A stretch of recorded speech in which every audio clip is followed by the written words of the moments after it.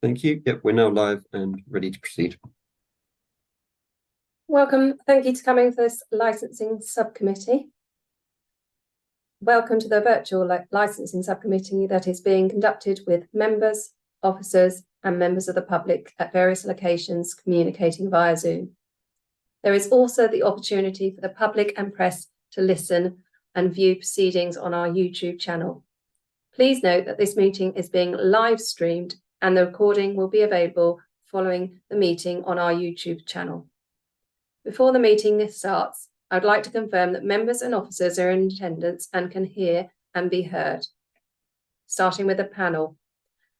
Councillor David Barnard, can you just unmute and confirm you can hear, please? Is it unmuted? Yep. Yeah, that's brilliant. Councillor David Barnard, Hitchwood-Offeren, who councillor for 32 years, a prior chairman of the licensing committee, so should be able to sail through. Thank you, Councillor Barnard. Councillor Ruth Brown, can you hear? Present. Councillor Tom Tyson.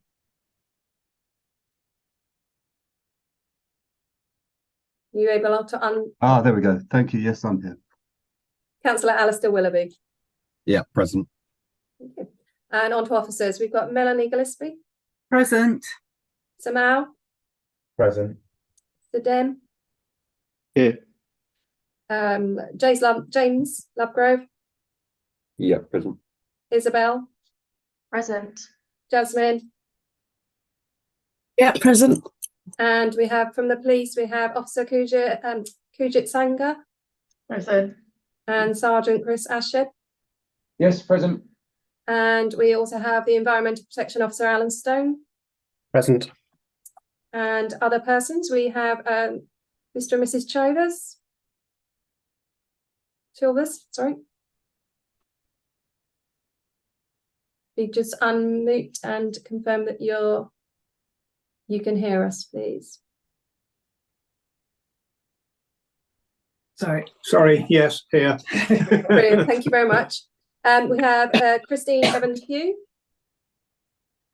Present. And Sarah Chapman. Present. And finally, we have the applicant, Tony Maselli. Yeah. So, Tony, are you there?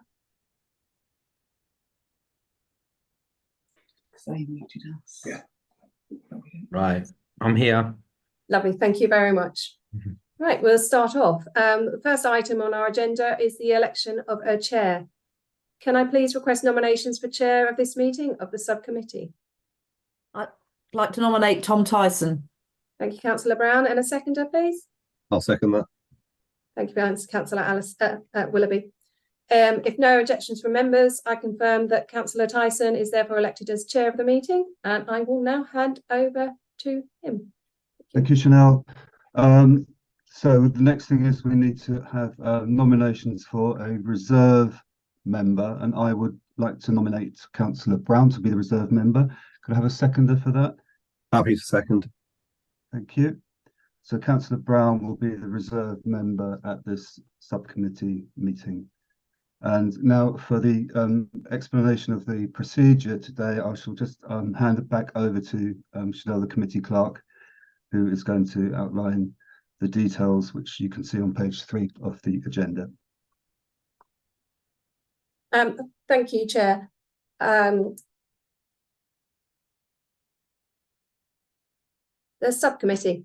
The subcommittee would consist of 3 voting members with a 4th non-participating member listening to the hearing. In the event that a voting member loses connection, the hearing will adjourn until connection can be restored. If the adjournment exceeds 10 minutes, or is it apparent sooner that the reconnection will not be possible, the 4th member will replace the absent member and become a voting member of the subcommittee. If a quorum of 3 members that have been present throughout the hearing is not possible, the hearing will be adjourned to a stated date. Applicant. In the event that the applicant loses connection, the hearing will adjourn until the connection can be restored. If it becomes apparent that the reconnection will not be possible, the hearing will be adjourned to a stated date. Police representatives and Environmental Protection Officer.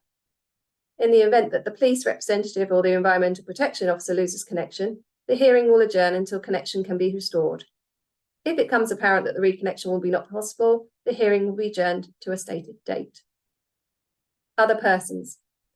In the event that other persons that have indicated their wishes to speak loses connection, the hearing will adjourn until connection can be restored. If it becomes apparent that reconnection will not be possible, the hearing will be adjourned to a stated date. If an other person has indicated that they will not be participating orally in the hearing loses connection, the chair may decide to continue with the hearing. Decision. The subcommittee will undertake their deliberations in private and return to announce their determination on the live stream. However, they will not wait until all parties are connected.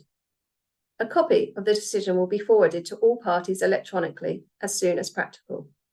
Are there any questions before we start the meeting? I will now hand back to the chair. Thank you, Chanel. So the first item is with regard to our legal advisor. So I'm going to invite him to outline the matters for consideration at this meeting. So if Mr. Paxi Cato would like to give us an update. Yes, the subcommittee today is concerned with an application under section 34(1) of the Licensing Act to vary a premises license. The nature of the variation which the subcommittee has been asked to consider today is an extension of the hours for live music to be played from the venue from 11:30 p.m. to 1:30 a.m. on Fridays and Saturdays, so to match the current hours when recorded music may be played.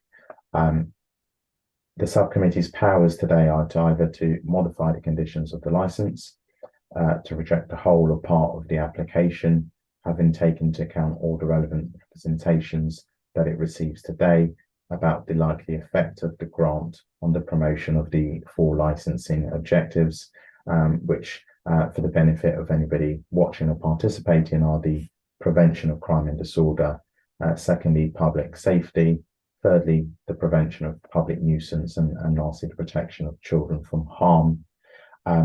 The subcommittee will note that representations have been received from 2 responsible authorities, namely Hertfordshire Constabulary and North Hertfordshire District Council's Environmental Protection Team, and there are also 5 representations by other persons which will need to be considered, provided the subcommittee consider them to be neither frivolous or vexatious, and if they're relevant to the licensing objectives. Of course, the subcommittee will not consider any representations that were received out of time, and will provide its reasons for either finding representation to be frivolous or vexatious, or generally for either allowing the application or taking some other course. And those are the relevant legal outline. And of course, there may be some further advice once the representations have actually been made.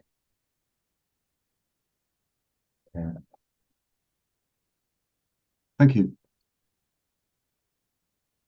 And we turn now to the licensing officer. So could I ask, is it Mel who's going to speak, if there are any additions or amendments to the report from the licensing officer? Okay, thank you, Chair. I have a opening statement to read. There are no amendments to the published report. However, I do have several comments relevant to today's hearing. You will have seen from the report that some representations have sections that have been redacted. A summary of the reasoning for the main redactions are included in the report at paragraphs 8.5 to 8.8. May I remind all parties that any redacted information cannot be discussed at today's hearing, and any oral contributions from other persons must relate specifically to relevant areas of their representation or an expansion of those points. New information not included in a written representation cannot be introduced during the hearing. For example, if a representation deals solely with the matter of public nuisance, the oral presentation cannot then cover other licensing objectives such as prevention of crime and disorder. A PowerPoint presentation was submitted as part of an objection. This has been circulated to all subcommittee members, objectors, responsible authorities and the applicant to view prior to this hearing. On the email, it was stated that it was important to listen to the sound clips enclosed on the presentation slide, as they may not be as effective if played on this Zoom hearing. Redactions were made on slide 2 where personal names are shown, but they are not involved in the application. It would be the chair's discretion whether to display the PowerPoint presentation on the screen during the hearing. The licensing process should determine how to use the premises. The licensing process should determine how the use of the premises can be managed and what activities, if any, are appropriate in relation to the narrow consideration of the 4 licensing objectives. Any matters not relating to one of the licensing objectives are not relevant to today's hearing and must not be discussed or considered. The 2 licensing objectives raised in the representations are the prevention of public nuisance. This relates to nuisance coming from or associated with the premises and can cover matters of noise, light, litter, or odour. Examples are music or people noise coming from the premises, or noise nuisance directly associated with the premises, such as vehicle or people noise outside the premises. The prevention of crime and disorder. This relates to matters of crime or disorder on or in the immediate vicinity of the premises which fall within the control of the licence holder. Controls should not be placed on the licence holder for patrons beyond the immediate vicinity of the premises. This application is to vary a premises licence, and you will see how within the representations there have been communications from the responsible authority and other persons regarding issues arising on the operation of the premises. The subcommittee should consider the impact or likely impact on the licensing objective of the proposed activities and timings. Members should be aware that there would be a right to review the licence in respect of any issues relating to the 4 licensing objectives, should you be minded to grant a licence today. However, if you believe the likelihood of an adverse impact on the licensing objectives would be unreasonable to residents, you're entitled to reflect that in your decision today. The subcommittee is reminded that its determination today must be based on the specifics of this application and the management of the premises. They must assess the application, operating schedule or submissions of the applicant and assess whether it believes the applicant can adequately promote the 4 licensing objectives. The subcommittee is also reminded that on this variation application, they cannot make amendments or make additions to conditions on the current premises licence as it stands. If the subcommittee is satisfied that the application does not adequately promote the licensing objectives, it is entitled to refuse the application. Thank you, Chair. Thank you, Mel. Councillor Brown, I noticed that you have your hand up at the minute. What I was just about to do was just go through all of the participating parties and ask if they've got any questions of clarification for the licensing officer, and I'll come to members at the end of that list. So if that's a question for clarification, can you wait until we reach you in due course, or is it something procedural that we need to deal with as a matter of urgency? Okay, in that case, we'll carry on. First of all, so if anyone has questions of clarification for the licensing officer, I'll start with the other persons and ask if anyone wants to ask Melanie anything to clarify what she's just said. And I can't see any indication from you that that's the case. So I'll now ask the police representatives if they've got any points of clarification from the licensing officer. No points of clarification from the police. Thank you. And the same to Alan, the environmental protection officer. No, thank you. Thank you. And then the applicant, Tony, do you have any questions for the licensing officer?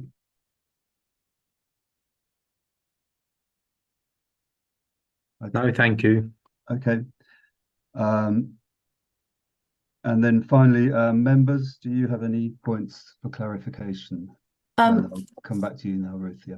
yeah, the legal officer mentioned the variation of extension of hours, but for the music, but didn't mention the early morning bit. Are we considering the application to open earlier in the morning as well as the extension to live music in the evening? I wasn't very clear about that. That's a good point, actually, Ruth. And I noticed also that I didn't hear, Simao, if you mentioned about the extension to the licensing hours for the sale of alcohol as well. We are dealing with all of these requests, aren't we? Not just the live music element of that.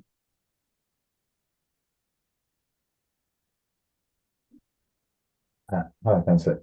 In relation to, yes, we are dealing with the request to open the license, the premises from early in the morning, which has been requested, and also in relation to the other matters in terms of the sale. Thank you. Is that okay, Ruth?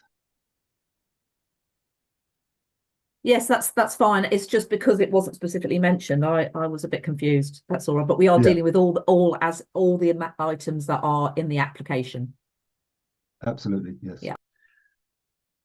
Okay, so in that event, we now come to the applicant, and can I ask if Mr. Maselli would like to present his submission in support of his application now? Right, thank you. Right. Firstly, I apologise for not being better prepared and more knowledgeable about the hospitality industry, especially on the late night time. I can honestly say none of this was planned. It's all been very quick learning curve. I am desperate to stay open till later so that I can serve Hitchin community daytime and in the evening.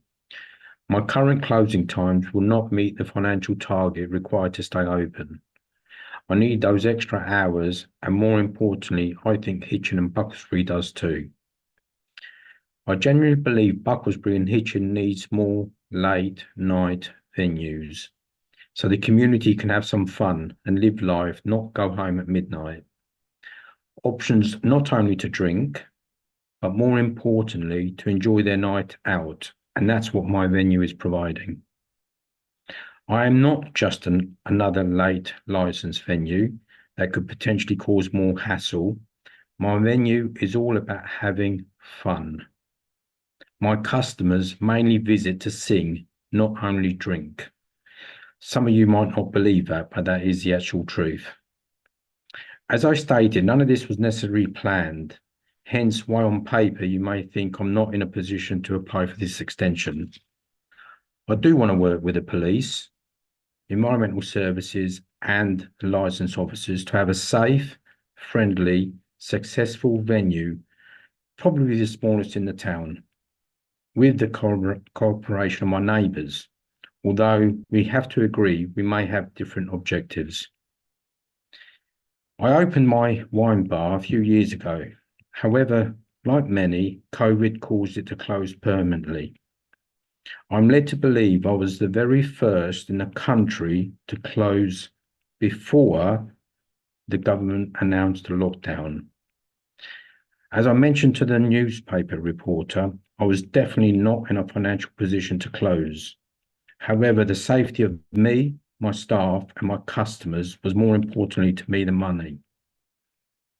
After COVID, I reopened as a hot rock wine bar where customers cooked on hot rocks. However, due to economic influences, my electric went through the roof and I had to rethink once again. I've spent a lot of money and I went on the pre-booked party venue. Hence, Let's Party was formed just a few months ago. In the summer, I introduced karaoke, and it was literally simply a home kit. It was very, very popular and customers did like it. The only problem I've got is it doesn't start till 9:30, 10:30 on a Fridays and Saturdays. That's basically when they start coming in. Personally, I'm not a heavy drinker. I even contemplated opening up a sober bar, did the research, went to exhibitions, And after speaking to a few people, I decided not to. I actually bought a website called soberbar.co.uk in May 2022, before I started Let's Party. I am definitely more focused on customers having fun rather than drinking. It is a small venue, and I've always treated it basically as if it was my house. And people that know me in the past would know my living room was actually bigger than my bar. When I opened Hot Rock, it was basically on a pay-as-you-want basis. Yes, it sounds nuts, but that's basically what I wanted. It was basically they're coming into my house. It differs no more now as a karaoke bar. People that come leave as friends, and they're not welcomed if they don't. Hence my very, very casual approach to doorman. I've never needed one. I've never had any trouble in my venue. Police have never been called. So I'm thinking, why do I need a doorman? However, I will respect the police's view, and I will introduce a doorman. Not a problem there at all. Maybe look at other options, members only, don't know. But I will introduce a doorman. I've spent thousands already on soundproofing.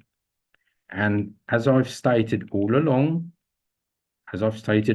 Christine, I will do what it needs to provide the soundproofing. It's already cost me thousands. I placed this. I've had Ross Sharples of Roscoe Soundproofing come down.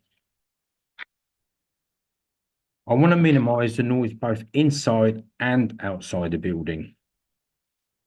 Obviously, I won't spend any more until the extension is either granted or not. I can't stay open without it. I strongly believe Bucklesbury should be more vibrant. Everyone knows that. I've been here 58 years, and back in the day, Bucklesbury was definitely the hub of the town centre. All the street, not just the other end. I mean, one objection said we're at the resident end. Don't understand that at all. There's only 3 residents down our end. I do want to work with the residents, and I will continue to soundproof as required. I've already stated that. I'll build another wall, another fake wall, whatever it takes to help dampen the noise. I've installed 2 layers of soundproof already to the back wall, and a 12-inch stud wall, rock wall, and soundproof plasterboard upstairs. I did ask Stuart if he heard any music from upstairs. He said no, so I'm assuming that's all okay. I moved the bar to the front, therefore creating a noise barrier. That way we can also close the door. Obviously, customers always leave the door open, so with us being at the front, we can just close the door and mention to customers to quieten down when they leave. I've removed the 2 amplified speakers that were fitted to the back wall and replaced it with 1 freestanding at the other end of the room. Hopefully this would help too. We have late licensed premises on Bucklesbury, with 1 very new one just opened, has just been granted an extension to 2 AM. Few doors from me, an established takeaway has been there 40 years. One of the residents didn't even know it closes at 2 AM. She thought it closed at 11:30. It doesn't, it closes at 2 AM. So as long as I can achieve what's asked by the police, environmental and licensing officers, I'm hoping that this license will be extended and I can try and at least stay open. Without the extension, in honest truth, I've got no chance. Customers don't start coming until 9:30, 10 o'clock. They don't come to drink, they come to sing. Obviously they drink as well, that's where my money is, but I'm not after the drinkers. That's all I've got to say. I mean, I didn't come into the hospitality, the pub, late license. I fell into it 5 years ago. Long story, obviously not for you lot to know. It is all new to me. I'm learning, but I honestly believe Bucklesbury should be a lot more lively, vibrant. People should enjoy themselves. People say to me, well, residents move into the high street, Bucklesbury, the town centre. Bucklesbury is a town centre. Well, surely they should live with a little bit of noise. Last but not least, I mean, you convert a commercial downstairs property in Bucklesbury into a residential property. I don't know, should that even be allowed? Bucklesbury is lively, always has been. It should be more lively than what it is. Back in the day, well, okay, maybe it's changed, but it used to be the liveliest place in Hitchin by a long way. Now, well, it's changed. Well, should it? Rest my case. I'll leave it down to you lot. Thank you. Thank you very much, Tony, for your presentation. In a second, I'm just going to ask in turn the interested parties to if they've got any requests for points of clarification from you. And I was also just going to ask if Councillor Barnard can hear me. Is it possible for you to get your camera on? Yes, I can hear you. My camera is just showing lots of green and red and white, but I live out in the middle of a field and I have probably the worst internet in the country. So it is necessary for me to turn it off every now and again. It is on at the moment, but I dare say you can't see me because all I can see is lots of lines and everything else. So, but yeah, I am with you. And Okay, thank you. I've heard every word. We can see what you can see, but if your camera could be on, then obviously that makes it quite clear that you are. Well, we are trying. Participating as you should be. Okay, so turning to the questions then, if I start with the police representatives, do you have any points of clarification for the applicant? Yes, I do actually. Just two questions for clarification on what's been said. Could you just confirm that Mr. Michelli, that is the first time, to my knowledge, that you've said that you will have door staff at the property? Yes, it is the first time because I must admit I'm either being blasé about it or just too confident in my customers. I've never had any trouble. Obviously, have the police ever been called to my premises? Never. I treat my customers as if they're my family and friends. I don't think I've ever needed doorman. Fair enough. I will get doorman if required. I'm thinking of going members only. I do want to know my customers. And if it makes the police happy, yes, I'll get a doorman, not a problem. Thank you. The second question is, can you just clarify, you spoke about your business model. You would be looking for, my understanding is you're looking for external bookings to make the extra hours work, not just local trade that you currently have. Is that right? Sorry, say that again. My understanding is that you're looking, once you, if granted your extra hours, you were looking for external party bookings. The word party, I don't mean to be misleading, but you're looking for external bookings to come in, not just rely on local customers. Right. The extra hours, I'm looking for pre-books, as in party venue, but when people come to book a party and I tell them I have to switch the music off at 11 o'clock, it doesn't really work for them. They want the party to go until past 11 o'clock. So the pre-books, some cancel, don't follow on with it. The people that walk off the street, my customers that walk off the street, they don't start coming in till 9:30, 10. Obviously, when I say to them at 11 o'clock, the music's got to go off, it literally, the place just empties. So anyone walking in off the street, it's not worth me even opening up. You you need to be there to believe that all they're doing is asking for extra music. I have people knocking at the door at 11:30, 12, say, can we come in for a song? Can we sing a song? Not can we have a drink? So the reason I want to stay open is literally because the income needs to be there, and closing at 11 o'clock, and it is 11 o'clock, because as soon as the music goes off, everyone disappears. It's not a place where you just stand around and drink. It's all about having fun, singing. I understand that. So just for clarity, you are looking for external pre-booked, but not necessarily from your existing customer base. You would look for. All right, I see what you mean. Oh yeah, definitely. Yes. Thank you. Yes. Thank you. Do you have any further questions, Sergeant? No, that's all for me. Thank you. Great. Okay, I'll turn now to Alan, the Environmental Protection Officer. Do you have any points of clarification for the applicant? Yes, just one, please. I'm Mr. Maselli. Alan.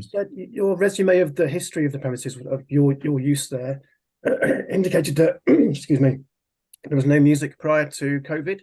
Looking at our history here, I've only been here a year, but prior to COVID, this department served a noise abatement notice on you for music. So can you just clarify your recollections of that time and what you were doing prior to When it was a COVID? wine bar, we did have music. We had live music as well at times. On a Thursday night, we'd have live music. It was called Uber Sessions. So we've always had music. But when it was a wine bar, it was more drinking. People talking, drinking. I think things have changed since COVID. Not Okay, just but- for me, for across the whole country. So yes, we did have music, but now we are 100% music. Whereas before it was drinking and a little bit of music, background music more than anything else, except when we had live events. We Okay, did have thank you. live events. Well, you do recall the noise abatement notice served by this department upon you, and then when you reopened, you became a food establishment, a Hot Rocks. Yes, we did.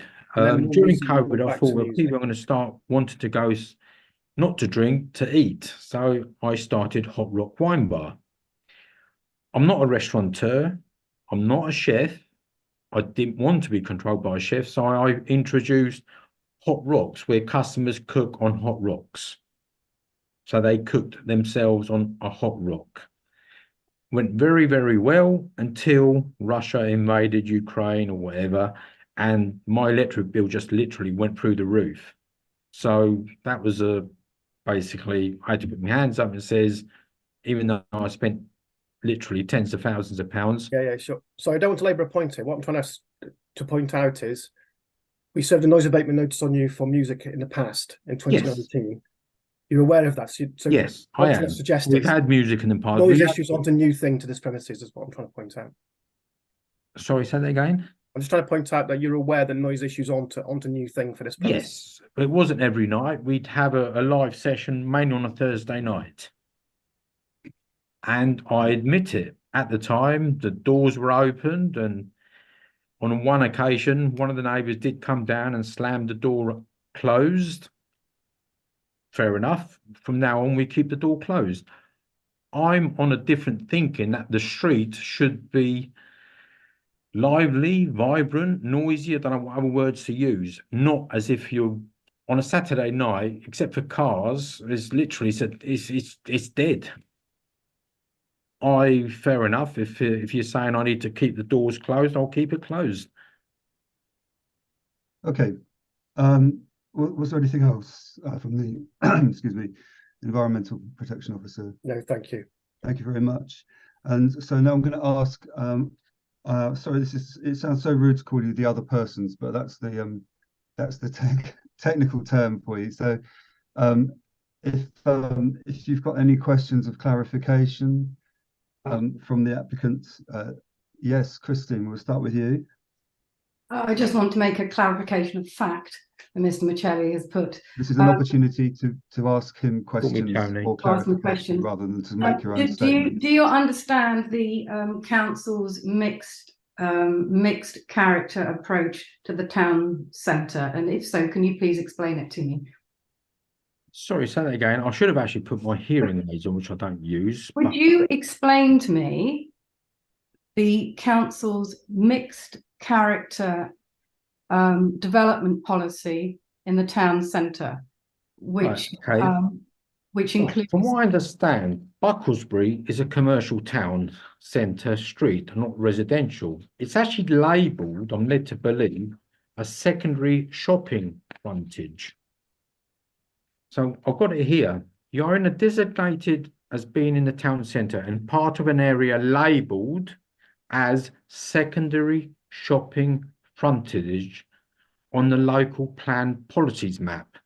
In the policy Can document. I stop you? Can I stop you there? No, no, policy Actually, ETC5. I'm not going to. I will Secondary raise shop frontage states that pubs and drinking establishments are part of the main stated usage for these areas. You are not in an area labelled as mixed use allocations on the map either.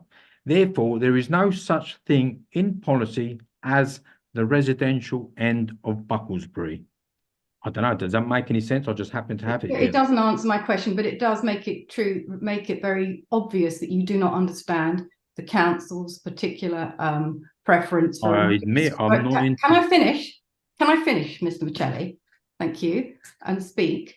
Go on then. I'm just asking you if you understand the council's policy of mixing residential, nightlife and retail, and clearly Can you enlighten me, please?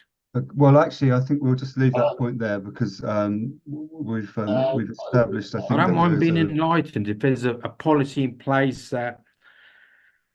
I'm always thinking. I know it might be wrong. Yeah. Residents move into a commercial town centre and then whinge about the noise. Now, to me, and talking to Christine, her property, the downstairs frontage, I'm led to believe is still meant to be a retail shop. No. Enlighten me if I'm incorrect there. Christine, I asked you a few weeks ago, do you know what time the kebab shop closes? Yeah, thank you, Tony. You've been there 10 years. 10 years you've been there, and you thought it closed at 11:30.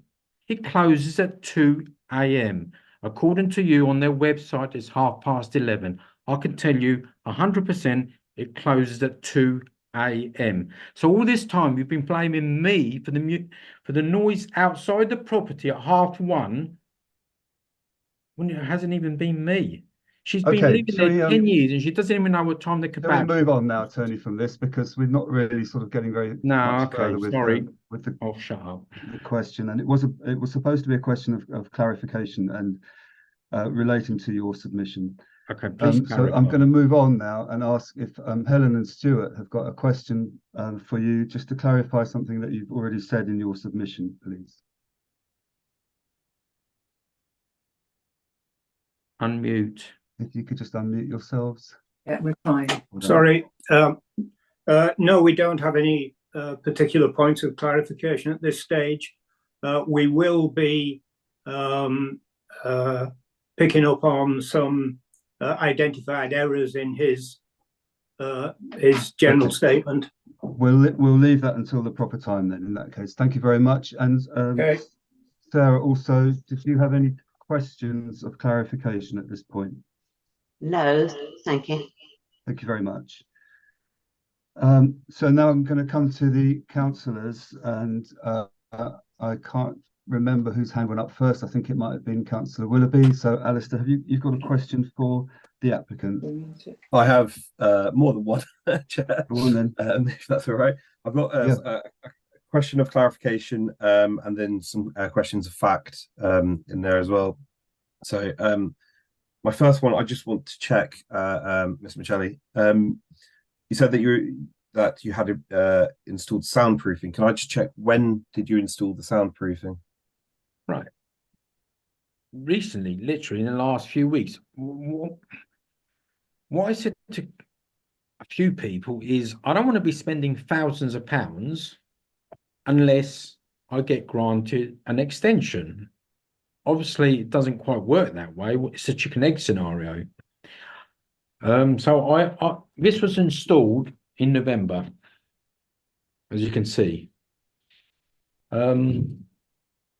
I'll continue, and I said this to Alan Stone and to Christine in the past, I'll continue to build more layers until there's no more or a minimal amount of noise going into Christine's kitchen, which is this is the wall in question. Upstairs to Helen and Stuart's property, there's already a 12-inch wall with blue plasterboard and rock wall there. Now, I did ask you, because I actually knocked on Stuart's door, did I not, Stuart, a few weeks ago, and says, do you hear any noise? And he said no. Now, correct me if I'm wrong there. So as far as I'm concerned, there was no more, the noise upstairs is good, not a problem. The back wall, there is a problem, I admit it. There was a problem. Is there now? I don't know, because obviously me and Christine are not talking anymore. I've already built another wall there, and I'll carry on building it. I've had Ross Sharples from Roscoe Soundproofing come down. I've done all the research on what's needed to make sure there's minimal noise going, if no noise, going into Christine's kitchen, which is behind my wall. Her kitchen wraps around the Chinese and then mine. It's an open plan kitchen from what I remember and from what I see. No doors there. Well, okay, that's her choice. So in answer to your question, it's only just been recently put in. Thank you. I didn't even know she had a kitchen there until she knocked on my door and says, do you know my kitchen is there? Okay, And I was shocked. God, I'll go on to my next question if that's right. You've got late night refreshments on your application. Is there an intention to serve food? No, 100% no. If okay, I'm new to this, I admit it. I didn't come into the hospitality. I definitely do not want to serve food late night. 100% no. Okay, that might need to. You might want to amend that. Right. Now I'm also looking at your current conditions on your current license. I just want to ask a couple of questions. I think in the police submission that's to come, I'm only very quickly referencing this. You suggested that your duty manager had left the business. So you don't currently have. Can I just a yes or no? Do you currently have a duty manager, or is it you managing the venue by yourself at the moment? I am literally there 24/7. Okay. And do you have other staff trained on your CCTV system? No. Okay. And are you aware that in your current license conditions, you have to have a minimum of 2 people trained on your CCTV system, namely you as the owner of and DPS, and your duty manager? I know is the answer to that, but there is no duty. It's only a small venue. I take it you've never been here, Alistair. I have been to the venue when it was Uber. Oh, right, okay. Quite a few years so ago. You know how admit. small it is. It doesn't warrant a duty manager. It literally. Yeah, I can appreciate that. Yeah, I mean, it's me. So to answer your question, there isn't a second. There isn't a duty manager. If there needs to be one, thank you for enlightening that to me. Over the last 28 days, I've learned a lot. I'll train another person up. Thank you. That's my question. Was there anything else, Alistair? No, that's everything. Thank you. Okay, Councillor Brown. Hello, yes, I've got 2 questions. So I'll follow up to Alistair's on the soundproofing. I noticed in 8.14 it says that the fire service have required you to take away some unsuitable cladding. So is the soundproofing that you're doing now, does it meet requirements? Are you replacing what had to be taken away because the fire service said it was unsuitable? Okay. The answer to that is yes. They were acoustic panels that I spent a lot of money to purchase with the right intention, had highly retardant fire written all over it. put it across the whole wall, and it's acoustic panel, so the sound doesn't bounce off the walls. Yeah, I mean, Amazon have refunded my money. They've withdrawn the policy. In answer to your question, yes, I will be replacing them. It's Okay, not so gonna be you're cheap. replacing the ones that the fire service have required you to remove. Yes, I want Okay. to because yes, but Okay. obviously, yeah, yes. Okay, Wait, that's Tony, that can one. Ruth, do you mind if I just interrupt? Yeah. Just to be quite clear, so the tiles that you were showing us just then, these are the ones that are replacing the ones that the fire department said were unsafe. No, because at the moment I've got nothing there except the plasterboard and the walls, the original walls. The panels that obviously the fire brigade said I had to pull down, and they report in the company to trade and standards, were there not to soundproof, it's for acoustic panels. So when you're singing, it doesn't bounce off the walls and it's better for the ears. I'm not an expert in this field. They were purely acoustic panels. Okay. So it helps when you're in the room. So it sounds like you haven't yet replaced the ones that the fire service I asked you to haven't. remove. Definitely not. Okay, so there's some I've already soundproofing. looked at them and I've already spoken to the fire people, and they've guided me where I should be looking for. We are talking about thousands of pounds. They're not cheap. But yes, Okay, I want but to you haven't replace them. invested yet because you don't know if you're going to get the No, license. definitely Okay. not. I haven't had the time to. It's not even the money, it's the fact, it's the time. Okay, so that hasn't been done yet. No. So that's what I wanted to establish. And then the second thing I wanted to ask about is the early morning.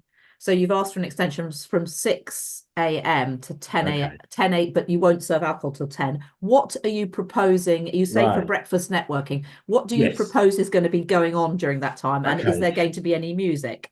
Definitely no music, 100% no music, 100% no alcohol. In my previous lives, note the word lives, it isn't just a life. I've been to many, many, many breakfast networking meetings up and down the country, where it's to do with smoking, or where it's to do with my advertising, or just bartering. I've had 3 different lives. And that was purely note the word, if I want to introduce, and I've been asked to in the past, to do breakfast networking events. They start, I mean, BNI starts at 6 in the morning. You're there at 7. So people can go to work at 8 o'clock. So it is purely a networking event. I learned from the past that you might as well try and fit in as many rather than having to reapply again. I haven't got any in place. I probably won't have any in place, but I wanted the option there if I needed to. Yeah, so just a further question to that. So the business networking events I've been to all serve breakfast.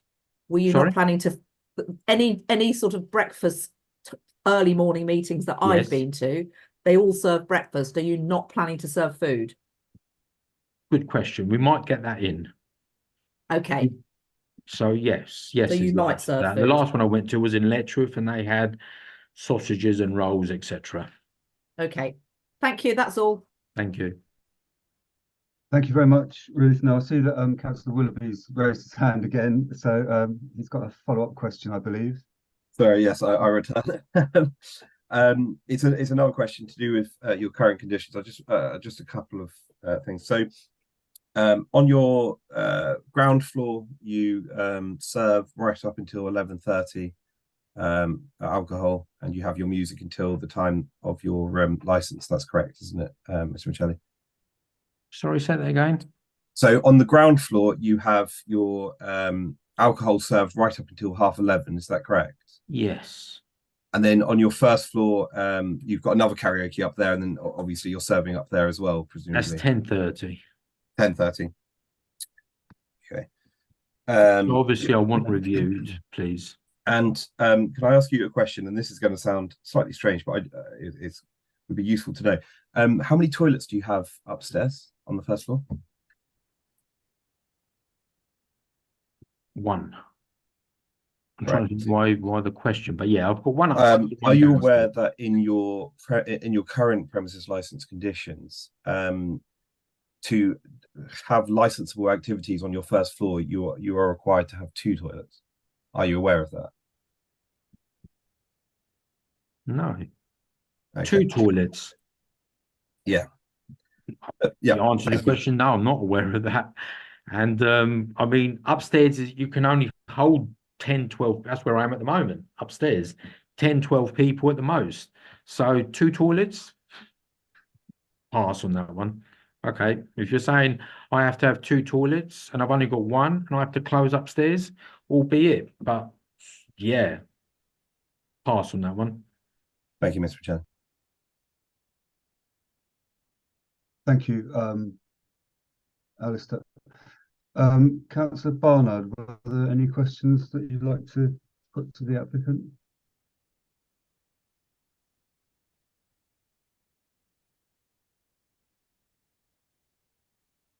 Can't hear you, David.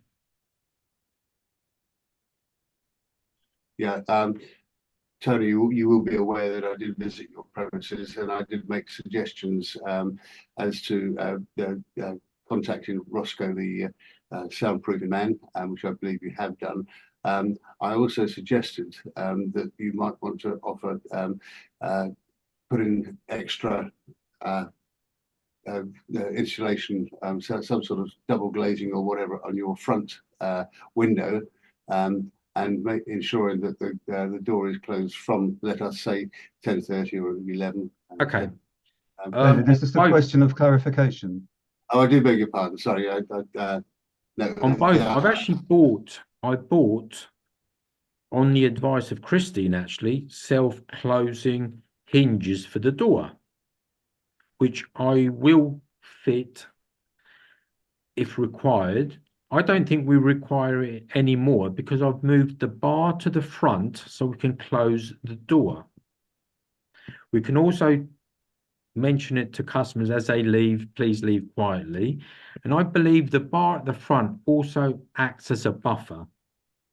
What I've also done is put the karaoke mainly at the back, so it's minimal at the front. I'm using the front now as a communal bar, whereas before there was a lot more noise. So I'm hoping that helps. Following on from there, you mentioned the police suggestion that you have an SIA agent outside there, and I think it was also mentioned that you were allowing drinks to be taken out on the street. Okay, that's my fault. We've definitely put a stop to that. End of. My fault. So I think it's important. Thank you. Yeah, actually, David, I think we might come to the some of those issues with when we hear from the police representatives rather than. Yeah, I admit that was my error. I didn't, like I said right at the very beginning. I've learnt a lot in 28 days. I have no glass on the premises, as in glasses you drink out of. They're all out of stainless steel, and one of the reasons was that they could take it outside. I'm led to believe that's not allowed, so that won't be allowed going forward. We do tell our customers no more drinks outside. Thank you. Question from me, if David's finished. I wanted just to go back over to the layout of the premises. So you've got 2 areas downstairs and the function room upstairs, all of which you want the extended hours to apply to. Is that correct? Yes, please. Yeah. And then I just wonder what consideration you'd given to staffing arrangements and how many employees would be involved in monitoring or serving your customers across those 3 areas and the outside as well. Well, outside there won't be. There isn't an outside anymore. I meant outside the front door. Well, as mentioned, we'll have a doorman there. Yeah. We'll be at the front so we can manage that as well. Staff-wise, have you ever been here, Tom? I haven't been inside, no. No, it's a very small area. It probably is the smallest licensed premises in Hitchin. Staff-wise, we only need 2, 3, 4 at the most. Okay. And on a quiet night, me personally, as sort of have managed, it is basically, I treat it as if it's my house. Obviously, it's incorrect, and I'll have to be more professional about it going forward. But it is a small premises, and as I said right at the very beginning, my residential property was bigger than my my bar here. So staff-wise, So just 3, 4 at the most. okay. So you're confident that you'll have enough employees if this license were extended to the late hours on Friday and Saturday. 100%. Control of your I mean, customers. I've now got a in all areas of karaoke the that's venue. the customers themselves use. So that's handled. The bar, as I've mentioned loads of times, people are coming here to sing. Yes, we've got a bar, obviously. We need 2 there at the very most. It's only a small bar. So, yeah, 1, 2 at the very most. You can't get 3 people behind the bar. Okay. So in the event that you had the extended license, there's the hypothetical possibility that staff would be required to be working until at least 1:30 in the morning, and then potentially coming back at 6 o'clock for a breakfast meeting. Okay, I next think morning. if it makes it easier, forget the 6 o'clock. That's not going to happen, really. I just put it in there. But Okay. if you want to take the 6 o'clock away, by all means do it. I've got no problem with that. That was literally in there if anyone wanted to ask for a business meeting, for networking. But if it's going to cause any complications, that's not top of my agenda. So that can be All right. scrubbed off. Thank you. Okay, so unless members have got any further questions, we'll move on to the police representation now and hear from Officer Sanger and Sergeant Adshead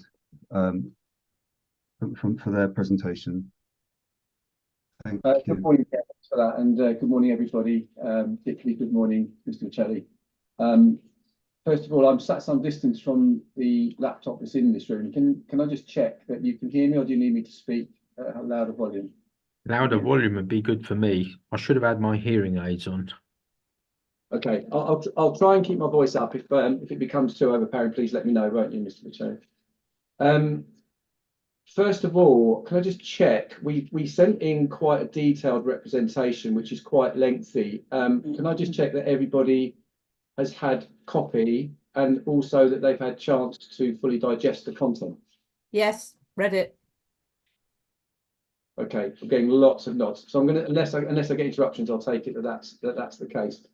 So I am Sergeant Adshead of Hertfordshire Constabulary. I'm here today to make representation against the licence variation application for Uber at 26 Bucklesbury, Hitchin, on behalf of the police as responsible authority under the Licensing Act.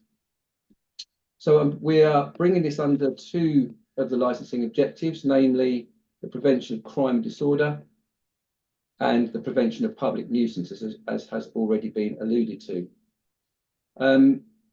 I've done a few of these, and I will say this, that as you've had full representation and a chance to digest it from Colgate, which is a detailed submission, I therefore don't intend to repeat all of the granular detail of that, because it would be a very lengthy process, and we're all aware of the police representation in advance. However, it's quite important for the benefit of the proceedings today that we outline the position that we're in. And that is that Mr. Michelli, the applicant, has shown in some considered opinion, we never do anything on a snap judgment, but it's a considered opinion, that throughout our dealings around the lead up to this application, or the content of the application, Mr. Michelli has shown a lack of understanding around the implications of his application in terms of the increased risk that extension of hours brings in terms of policing nighttime economy and his premises, or the responsibilities it brings in meeting licensing objectives. There seems to be some, I don't want to use the word naivety, but I think it probably comes down to that around his obligations. Yeah. Because the critical word is the prevention of crime, disorder and the prevention of public nuisance. It's not all about proof of what's gone on in the past. It's about understanding your responsibilities as we move forward. It's important, I think, as well to note that in order to negate any need for a representation, a meeting took place at the premises on Tuesday, the 31st of October, 2023, at the address to address these concerns with him. I wasn't at that meeting, but I'm reliably informed that at that meeting were Kuljit Sangha, who I first line manager and is the police staff licensing officer for the police in North Arts, Alan Stone, the senior environmental health officer, Melanie Gillespie, assistant licensing officer, James Vaughan, senior licensing officer, and the applicant, Tony.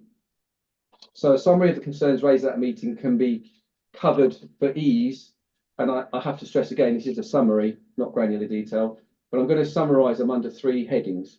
The first of which would be a lack of general awareness around licensing, which raises a concern to the police in terms of his abilities. I think it's a point of fact that Mr. Michelli held a birthday karaoke for a customer held on a premises which is actually a barber's shop, a short distance away from the licensed premises.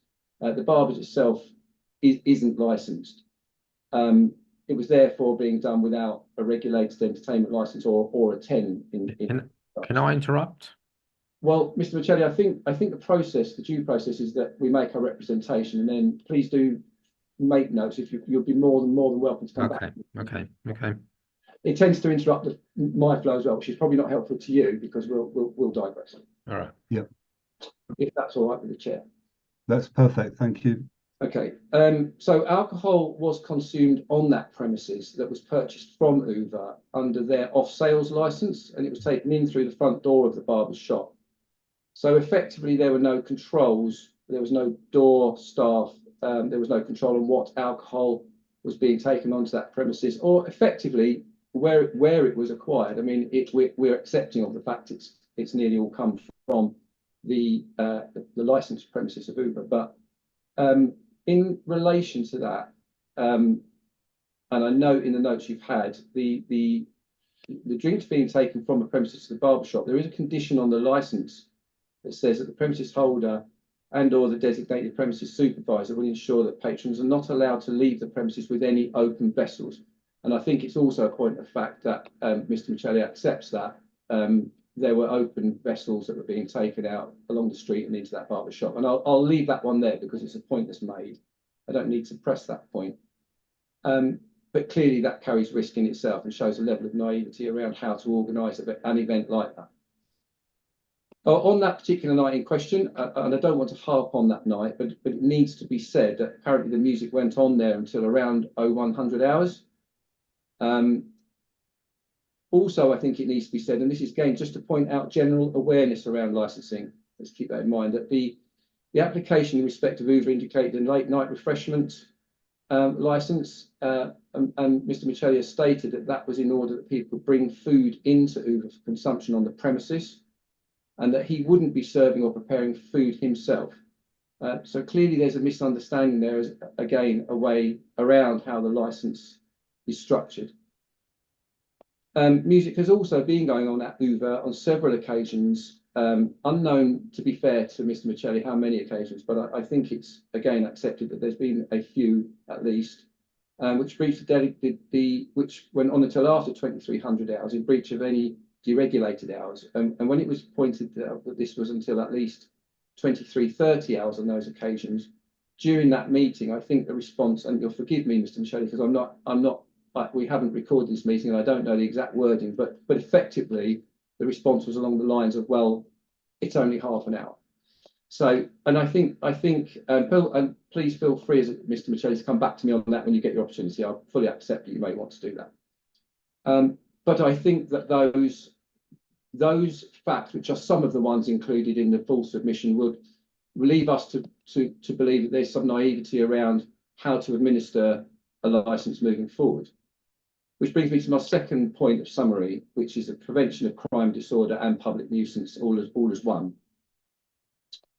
Currently, as we've heard already, the front door is ajar and unmanned at Uber during operating hours, which is inclusive of events such as the karaoke's, and there are no door staff present. The reason for my point of clarity earlier was that there has been many and several attempts to try and work with Mr. Michelli to make him understand the necessity, and that just because you haven't had incidents in the past does not mean there won't be incidents in the future, particularly if you're going to operate later hours and potentially more numbers. So that's been a level of frustration for the police, which is quite worrying under the crime and disorder, because it clearly follows that as you move into the nighttime economy, and he's already said he's had people asking to come in, etc., at late hours, the necessity for door staff is clear, and frankly, it's unacceptable to the police to bring that at this stage when so many requests have been made to talk to Mr. Chellier about that. When asked whether door staff would be a consideration for extended hours, and again, you'll forgive me because I can't quote you, but effectively, during that meeting, the response was along the lines of that he's never needed door staff as he's not had trouble, and that most of the people that came to his premises know him and he knows them, and therefore he doesn't feel it's been an issue and doesn't intend to have a different customer base. He isn't looking to attract troublemakers, which I fully accept. There's no suggestion that he would. And that patrons don't just come to the premises to drink. It's more about having fun, etc., as we've heard earlier.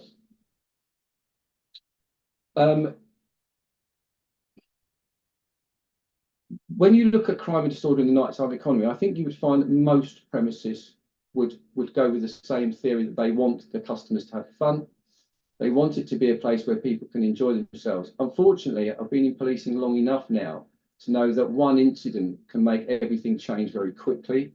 And that submission from him around why you would not have door staff was quite worrying from a policing perspective.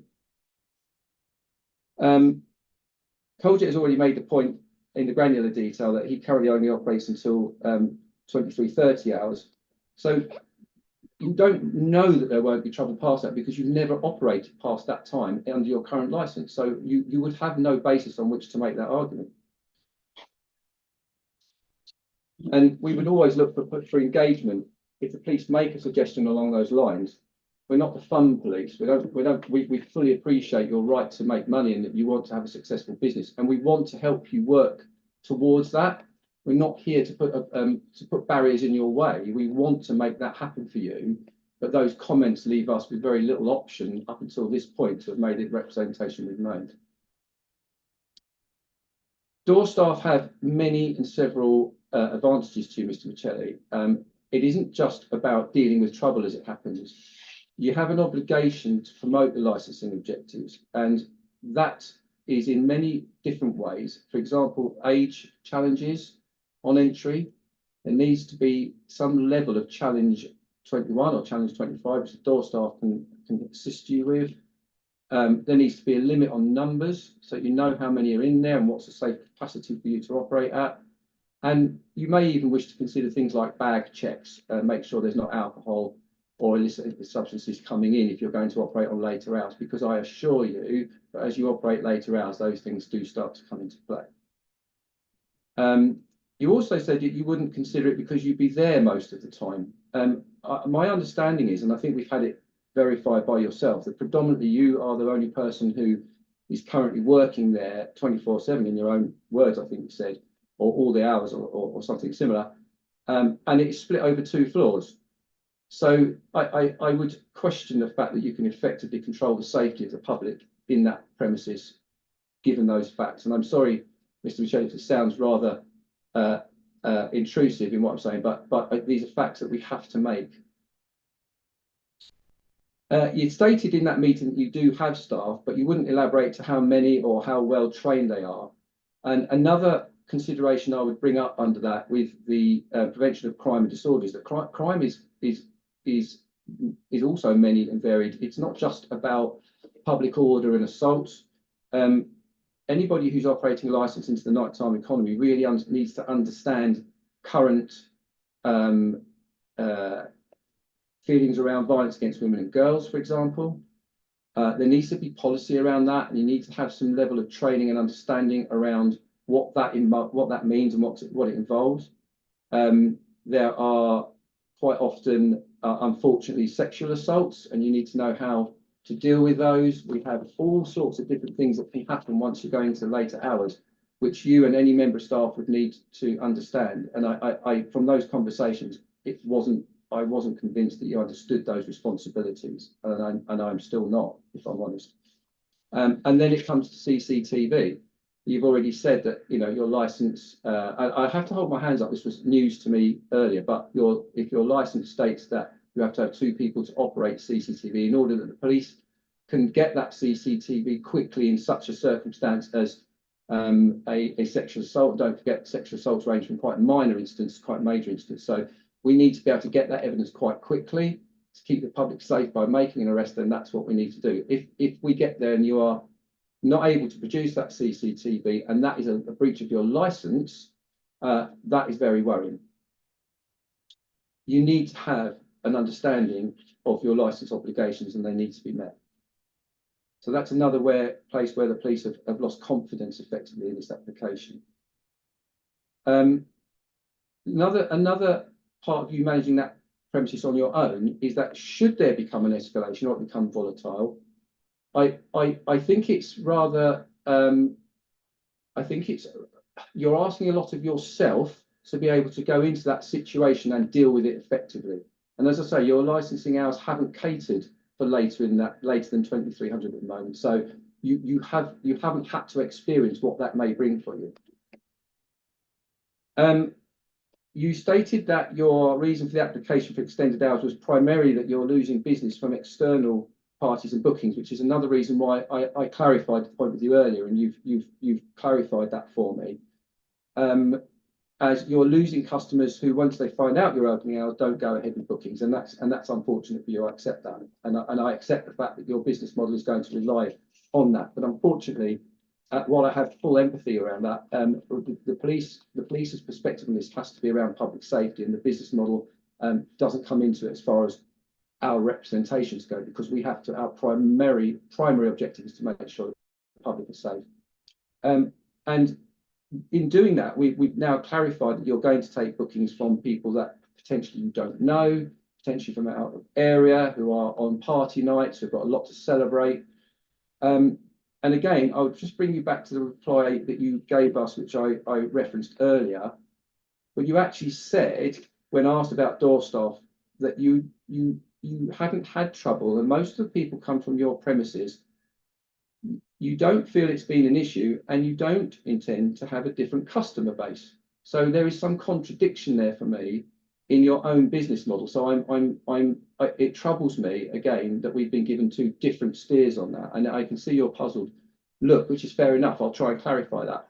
In the conversations we've had around door staff, you reassured us that your customer is local, you know the people who come in, and therefore you feel that it's something that you can manage. And while I disagree with that anyway, you went on to say that you didn't intend to change that customer base, but I've made it clear with you in my questions of clarification to you earlier that you actually do. So I think there is contradiction, and the fact that there is contradiction also makes me lose confidence that you'll be able to manage not only the license you've got, but any extension that you may be seeking. The third, that wraps that one up. The third heading that I would bring to your attention is environmental health. But as I know we have full representation from the environmental health side, I'm going to leave that there and leave it with them as the subject matter experts on that to make their representation. But in summary, Mr. Michelli, in my opinion, you've not stuck to the licence and conditions you already have, and that is largely due to a lack of understanding of your responsibilities around licensing. That lack of licensing and understanding of it transfers quite worryingly for me into your perception of risk around alcohol sales and your control and future control of the premises. And on these grounds, supported by the evidence that's been submitted and that you've heard from me today, the application to vary, unfortunately, is not supported by the police. Thank you. Thank you very much.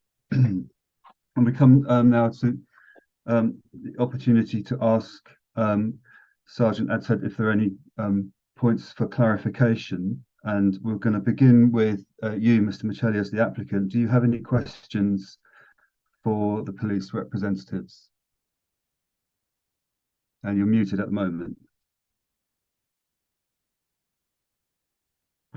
I did start my Thank you. statement by admitting I needed to know more, and I've learnt so much in the last 28 days.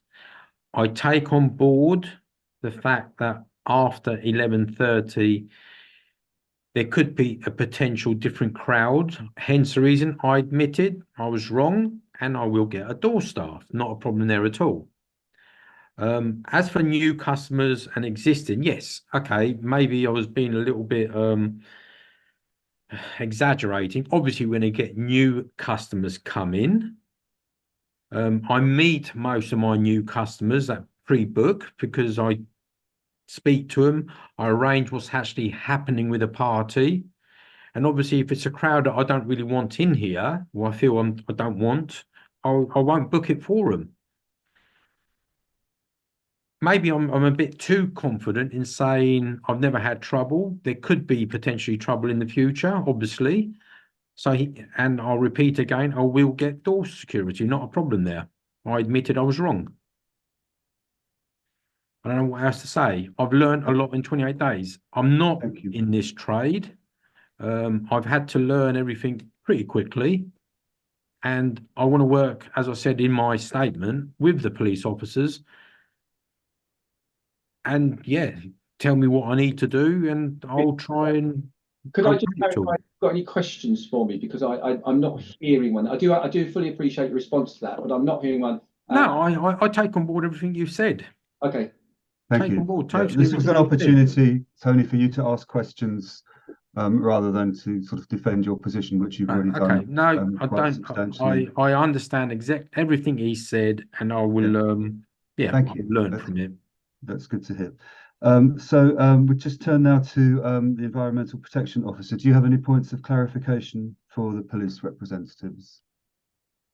No, I don't. Thank you. But I'd like to echo that I have the same concerns about capacity. Yeah. And then the other persons, if you could, you've gone off camera, two of you, so I can't see if you've got your hands up. So I'll start with Helen and Stuart.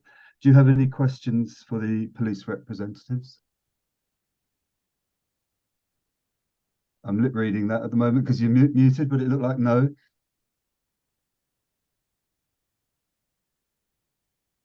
Sorry, again, we keep muted. No, we don't. Fine, thank you. Christine? Oh, no, I don't. It was all very, very clear what was said. Thank you. Thank you. And Sarah, do you have any questions?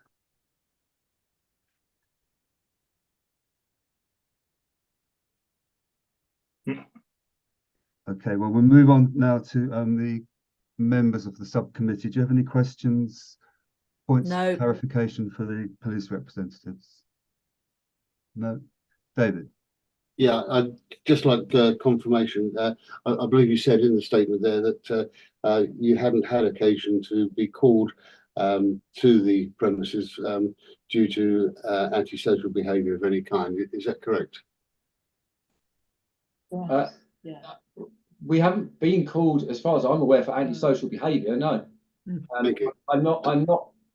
It's a good question. I mean, there's no suggestion that we have, but the licensing objective that needs to be met in answer to questions around the prevention of crime disorder is not necessarily about crime disorder that's taken place. That was the only question I asked you to answer. Thank you very much. Okay. In that case, we'll move on and we'll hear from our Environmental Protection Officer. So, Alan, if you'd like to present your submission opposing the application, please. Thank you, Chair. Yeah, hi, I'm Alan Stone. I'm an Environmental Health Officer at North Herts. Just like to go over the premises just briefly, what we've been through. So the premises is both ground and first floor. It shares a party wall at first floor with one resident and a ground floor to the rear with another. The premises operates under deregulation, which means they're allowed to have music under that from 8 AM to 11 PM on any given day without a need for it to be regulated. But upstairs there's a condition in relation to 2200 hours open to the public until 2230. So that needs to be factored in because I'm assuming that was put on there for noise grounds. But anyway, as a result of the application for variation, 2 residents contacted us as a department and made complaints. I'm investigating these complaints, but also that brought to my attention the premises. That resulted in the meeting that was had that the police just referred to, where we discussed noise at the premises. And also I visited the residents on an evening of a weekend. I think it was the 3rd of November, where I witnessed noise in residents' homes, both through the walls. Significant noise. I mean, you could hear the bass really clearly. You could also hear the words to the songs. You could clearly identify the songs. Likewise, at the front of the premises, the noise was escaping through the door in the front, a single glazed window at the front, and bouncing off the opposite side of the road and then back into their premises. So there's significant noise intrusion now, even up till 11 o'clock, although even till 11:30, because the music's been played till 11:30 outside of the license. Parking that for one moment, just clarify that point. There is significant noise intrusion now. This is not a new thing. Now, as I mentioned earlier in my point of clarification with the DPS,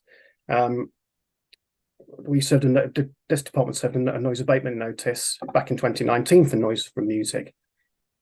COVID paid to that, but we are here again with the same problems. Now, some insulation works have been done to the premises. We looked at some of that once we were there. Some has now been removed because it's unsafe, as we've heard.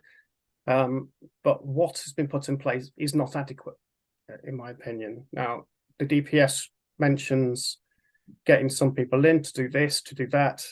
I don't know how that can be done from one side of the premises. You need a full assessment of the noise. The building's a Grade 2 listed building.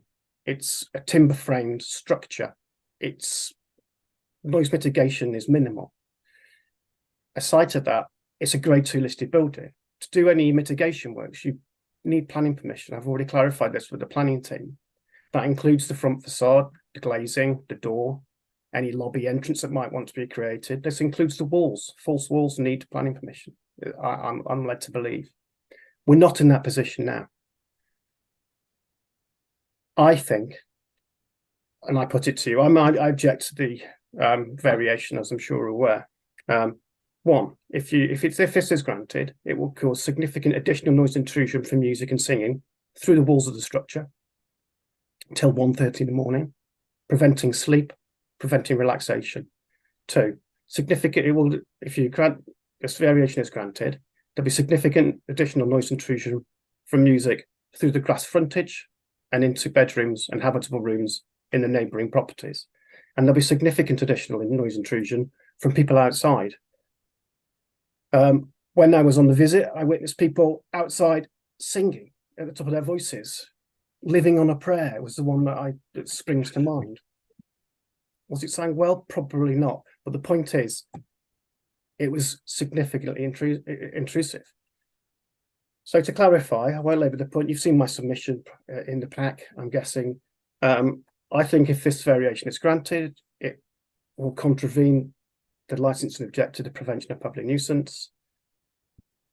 And I recommend that the variation is not granted, and I open the floor up to any questions. Thank you very much. So we'll come to the applicant first. Do you have any questions for our Environmental Protection Officer? Yes, obviously, as I said at the beginning, we possibly need to improve the soundproofing indoors. As I mentioned, because I haven't had the chance to go into Christine's property to see if the noise is still there, I don't know. If I need to put extra walls, like I said to Alan, I was exaggerating to say if I had to put 10 walls in the back room to eliminate the noise, it will be done. I've had Ross Sharples from Roscoe's come in. We've done what we could, but he says we need to set up, but we need to get into the neighbour's property, which hasn't been possible. That's one. Thanks, Tony. Tony, you're restating your case, which we've heard Yes. already. Your opportunity And is as to for the ask noise clarif- outside ask for into the front, clarification we from the close the Environmental doors Protection now. So Officer. I don't think there's hardly any noise going into the street now that the doors are shut. Now, I'm not saying there's no noise. I said minimal noise, but I'm also, like I said right at the very, earlier on, it's a town centre. Residents sleeping, no comment to that one. Yes, okay, we need to consider that. But it's a town centre. It's a commercial property. It's not And did you have a question? residential. But yes, I need to improve on it. And I'm willing to work with Alan and with the neighbours to how we can best improve on it. Right. Can I now turn to the police representatives and ask if they've got any points of clarification that they'd like to raise? You just need to unmute yourself there. Yes, sorry, I'm relying on my colleague here to do that, so apologies for that. Yeah, no questions. Thank you. And do any of the other persons have questions or points of clarification that they would like to ask the Environmental Protection Officer? And I'll start with Helen and Stuart again. No, thank you. Thank you. Sarah? No. And Christine? No. Thank you very much. And then turning to the members of the subcommittee, do you have any points of clarification for the Environmental Protection Officer? Yes, I have. Yes. Councillor Barnard. With my many years of chairing the licensing committee, we had a number of much larger applications than these. One for this is going to be a question, yes, to the environmental. I'm leading to it. I'm leading to it. I just want to give you the background of the reason for my question. One in Hermitage Road and a nightclub also in Queen Street under a massive block of flats. Now, you mentioned that Ross Sharples of Roscoe had been along there. What I would like to ask is when you went into the properties as the Environmental Protection Officer, what electronic monitoring, sound monitoring equipment did you use, and what were the results? We don't seem to have seen those. They were used obviously in other cases, in all other cases, and also have you accepted the fact that the applicant is prepared to put in whatever the sound experts accept or recommend? The first question, thank you. There was no equipment. We didn't use any equipment. We don't use equipment. We use ears. So statutory nuisance. When we investigate a noise complaint, we try and do it under the Environmental Protection Act 1990, and we do it under statutory nuisance provisions, and that involves a subjective assessment based on the frequency, duration, volume, time of day, and a number of other factors like character and neighbourhood, and we make an informed decision on those factors. There's no set levels at which point we say above that it's unacceptable, below that it's fine. We don't use set decibel levels. We do use it in occasions to give us an idea of what the levels are like, but in this case I just use my ears and considered that if that's what I experienced on a regular basis, I'll consider it to be a statutory nuisance, and we may have to in the future take action over that. But for this hearing here, that's how I assessed it on the night. And your second question was, sorry? Well, basically, do you accept that the experts, Roscoe, Ross Sharples, would make recommendations that would make the thing acceptable from internal? And also, would you recommend then that there be automatic noise monitoring equipment, which if the bass or the treble or whatever were to get to a certain level, it would automatically cut off the music, which is what has been used in the past? Right, sound limiting device. I'm aware of Roscoe. Obviously, very well respected acoustician. Works in the town quite a lot. Can he make that premises suitable? I guess so. The question is, it's not now. And so if the license was granted now, there's no mitigation in place. So that's not preventing a public nuisance. Secondly, I guess you can make any premises soundproof if you throw enough money at it. The problem with that is it's going to require significant investment, and I mean significant. It's not going to be an easy fix. My view is that that building is unsuitable for that sort of entertainment at that time of night. It may well be even unsuitable for that level of entertainment in the moment, currently.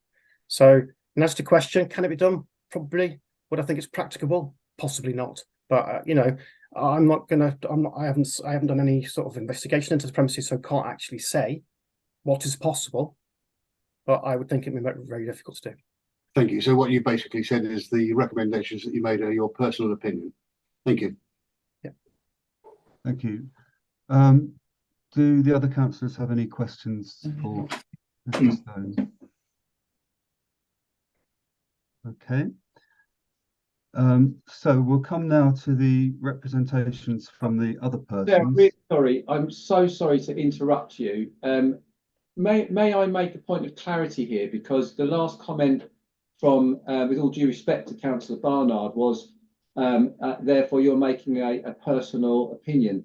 And I have to take it into that, because I didn't hear, and just for a point of order, please, I didn't hear any personal opinion. I heard professional representation from an experienced environmental protection officer. That's not a personal opinion, if I may just state that for the record. Well, in that case, let me come back and say that I made my assumption on the fact that it was, can it be done? Possibly. Can it be done? Probably not. Will it be expensive? Probably. Will it be too expensive? Maybe. And so on. So it was a personal opinion. I'm sorry, I don't accept your comments. We have to disagree on that point, and I would take an environmental health officer's. Thanks. Can I just come back there on that, please? Yes, Alan. Yeah. I can't give you any specifics. No acoustic assessment has been undertaken, to my knowledge. I can't give you any specifications for any noise insulation works that would work, because nobody knows. No work has been done to assess the noise transmission through the structure. In which case, I'm in no position to offer any specifics in terms of noise mitigation. I've had Ross Sharples come in. Sorry, I don't think it's your time to talk, Tony. It's mine. No, I believe it's still my turn, and I'd like to come back on that, because as a professional, you will understand and well know that sound waves carry at different levels and are more penetrative, such as bass. Bass is far more penetrative over a larger area and through material than treble. And the fact that you haven't had monitoring in the neighbouring properties, professional monitoring, actually quite astounds me. But thank you. Thank you for your comments, Councillor Barnard, and I think that we'll move on from that, because I believe that Mr. Stone has given his considered professional opinion, and we're not here to quibble with that. And there are obviously some elements of the investigation that he's conducted, which, as he quite openly pointed out, you know, he's not into making comments about the planning requirements, for example, of getting a Grade 2 listed building into shape in order to prevent noise from escaping and intruding onto the street outside, for example. But as far as the assessment of the acoustic situation is at the neighbour's property is concerned, I'm quite content that his opinion is very dependable. I'll just now we're going to move on. Chair, can I just reiterate that we don't undertake routine noise monitoring for any complaints in terms of statutory nuisance. We use our ears and our subjective experience to assess noise problems. Yeah, thank you for pointing that out. Yes. Okay, we're going to move to the other persons now and start with, just because they're in this order on my list here, with Mr. and Mrs. Chilvers, sorry, if you'd like to make your presentation. Yes, can you hear me? Are we? Yes. Okay. You have received the submission. Our main consideration in objecting to the application has already been stated. The noise level at the current licensing is intrusive. If that was to go on till 1:30, it would become extremely uncomfortable. I just want to make 3 points. Tony keeps on about it is commercial, not residential. We have lived in this flat for 25 years. We have never had reason to complain. We like being in the town centre. We accept the noise. We've got the red heart on our other wall. You know, it's a pub. Never had a problem. The only time we've had to make any objection is with 26. It's as simple as that. Now, I don't know if it's within the scope of what we're talking about, but our major concern at the moment is twofold. One is he is not sticking to his license. Certainly during the summer, it was 12:30, people outside, and it was clearly unacceptable. He says he has stopped people taking alcohol outside. Not true. Last Saturday night, there were 3 guys with an open bottle of wine in the street drinking, which came out of his premises. So this whole extension where people will be coming in. I'm not allowed to answer that one. Not at the present moment, no. So he's already said it. You know, he doesn't know where the new people are coming from. It's just worrying. There is a third point. He has social media, Facebook and Instagram. He is encouraging, certainly in the last month, his customers to make direct threats to us. And that to me is, it's intimidation. And it's getting worse. And it's very upsetting. Other than that, the points of our objection are in the submission. Thank you very much. Just before I move on to the other persons, I'll just Tony, can I just point out that you will have a chance to make a final submission when we've gone through this procedure. So if you want to make notes, and then you can come back to some of the comments that you want to refer back to at that point, rather than make them and confront the other persons about what they have to say. Is that okay? So I'll come to Christine next. If you'd like to make your submission.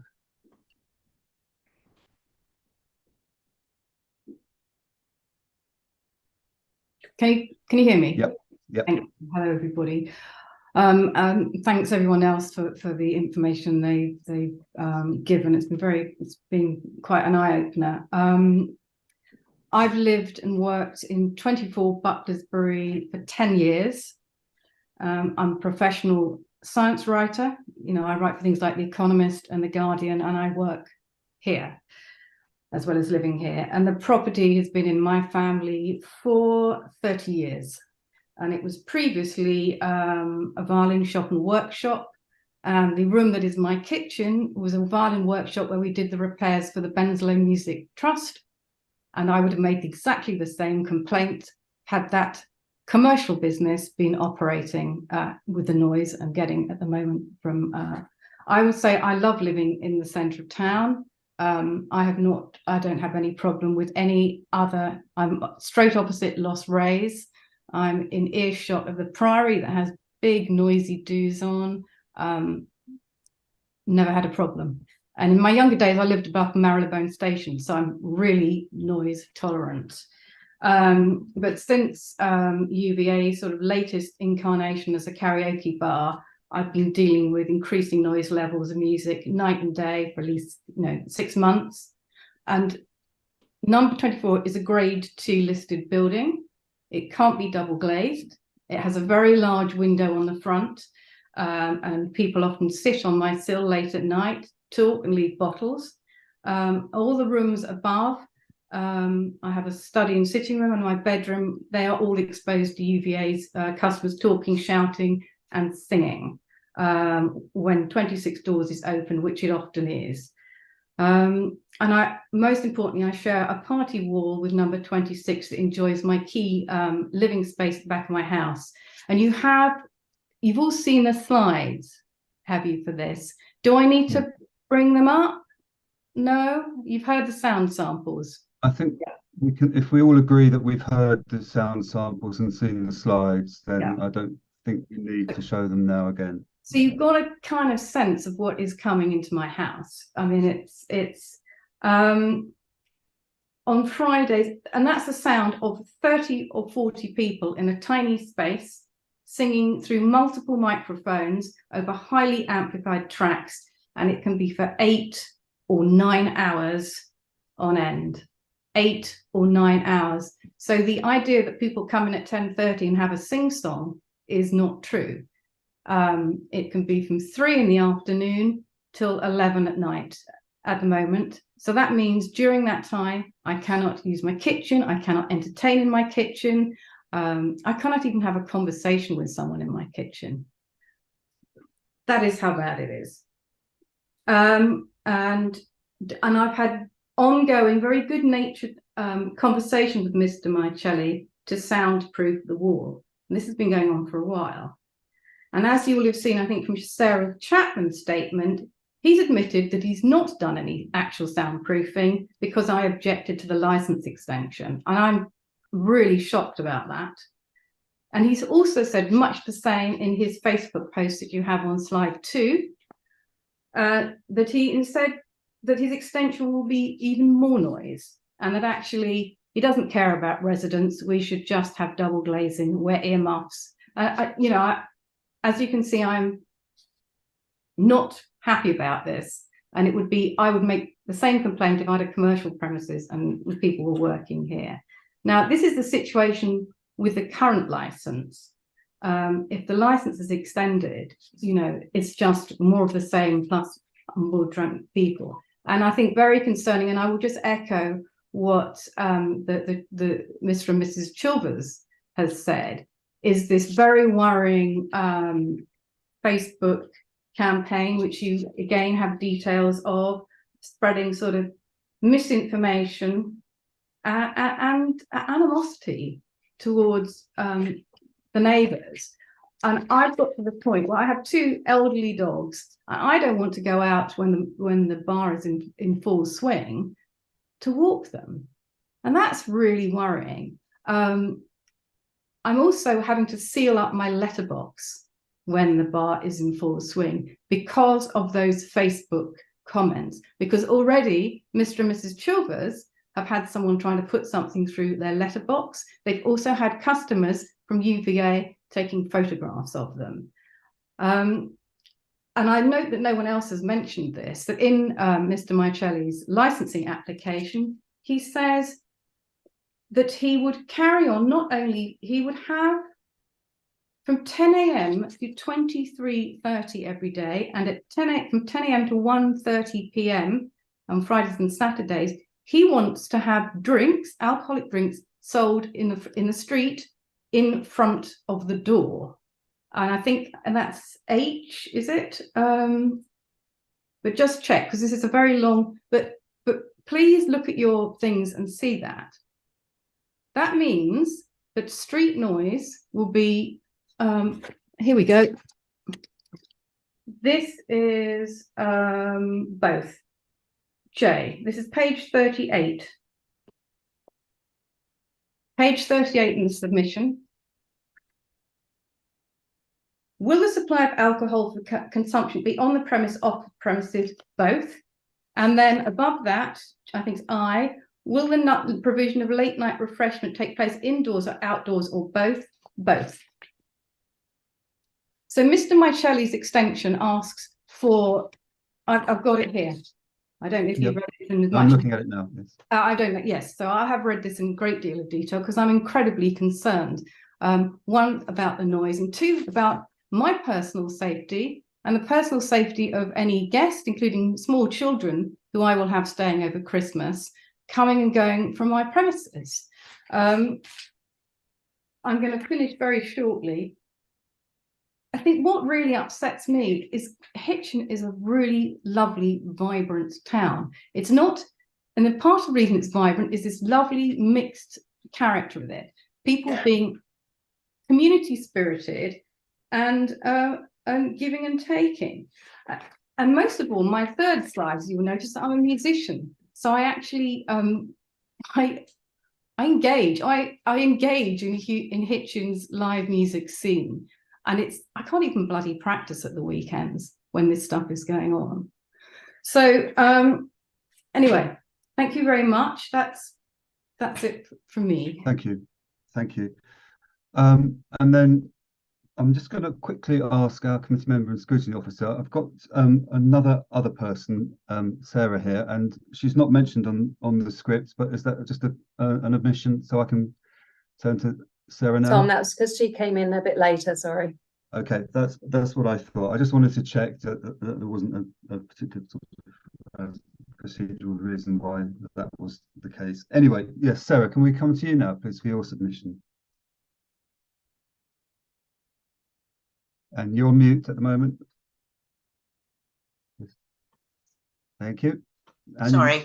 Yeah, I'd just like to say what an impressive presentation and how hard the police and the council and the environmental officer and anybody backstage has put into this application. I work a couple of doors down from Let's Party, and we're mostly bothered, obviously affected daytime wise. He's a bit of a woodworker, shall we say. We have all sorts of saws, circular saws and things grinding away on the pavement on a regular basis while various reincarnations of his bar take place. And periodically, mostly in the summer, all the doors and windows wide open and really intrusive music blasting out regardless of what's going on inside.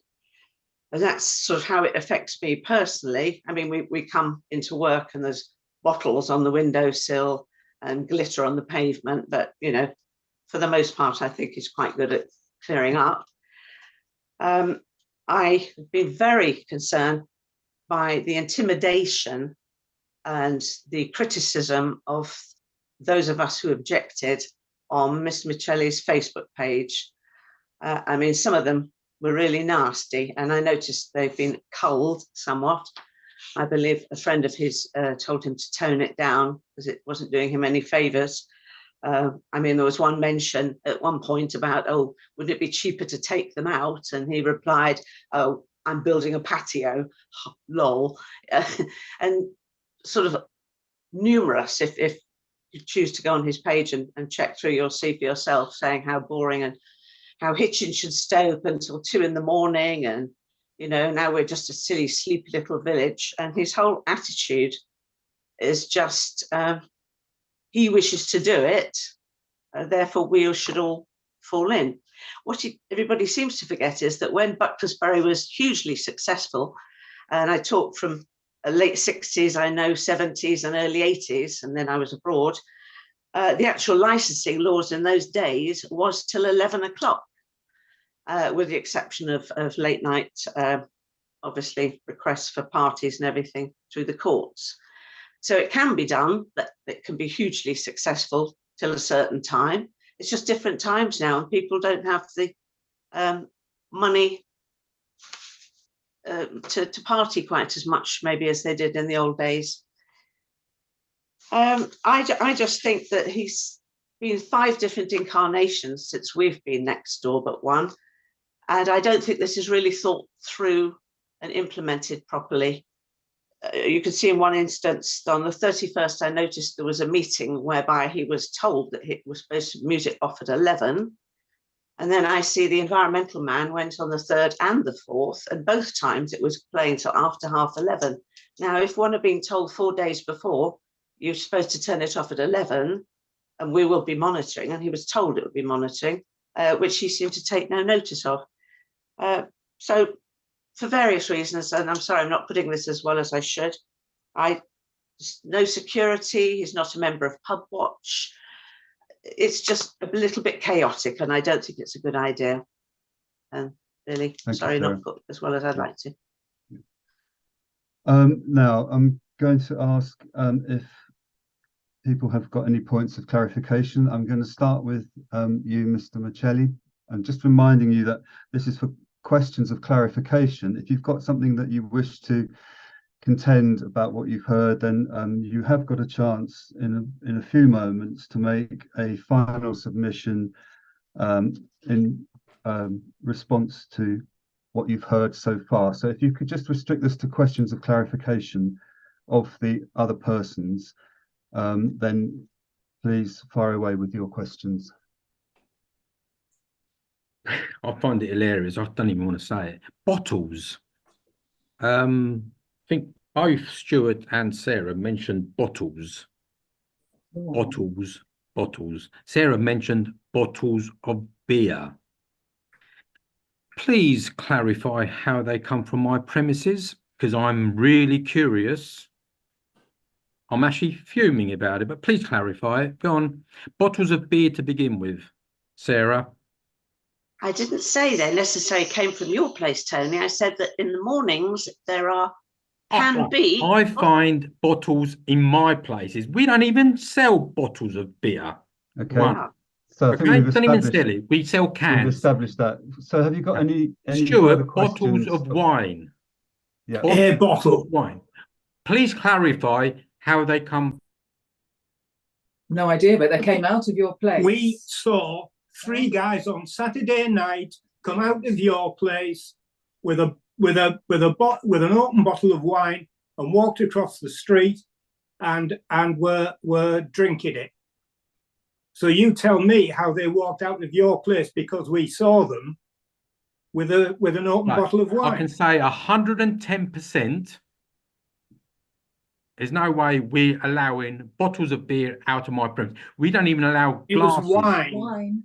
Not beer. No, wine. Sorry, wine. You said Absolutely you no sell. way. You sell 110%. cans of No. beer. No, I'm You not sell taking cans that. of beer. Absolutely not taking that at all. There's no You way. sell bottles cans of of wine, beer, which at least the not people knowingly drink in the came. street. Okay. I think we need to move on from this point. There's no use having a squabble about who saw what coming out of the bar. Agree. If we can't come to a resolution on that, I'm going to ask the police representatives if they've got any points of clarification for the other persons now. Yes, Mr. Chair, thank you for that. Mr. Michelli, notwithstanding the comments that just went on, I think for me the telling point here is part of that conversation involved you saying you found bottles on your premises, you don't even sell them. I think that's what you said. Just for a point of clarity, yeah. So a point of clarity would be going all the way back to my original representation against this.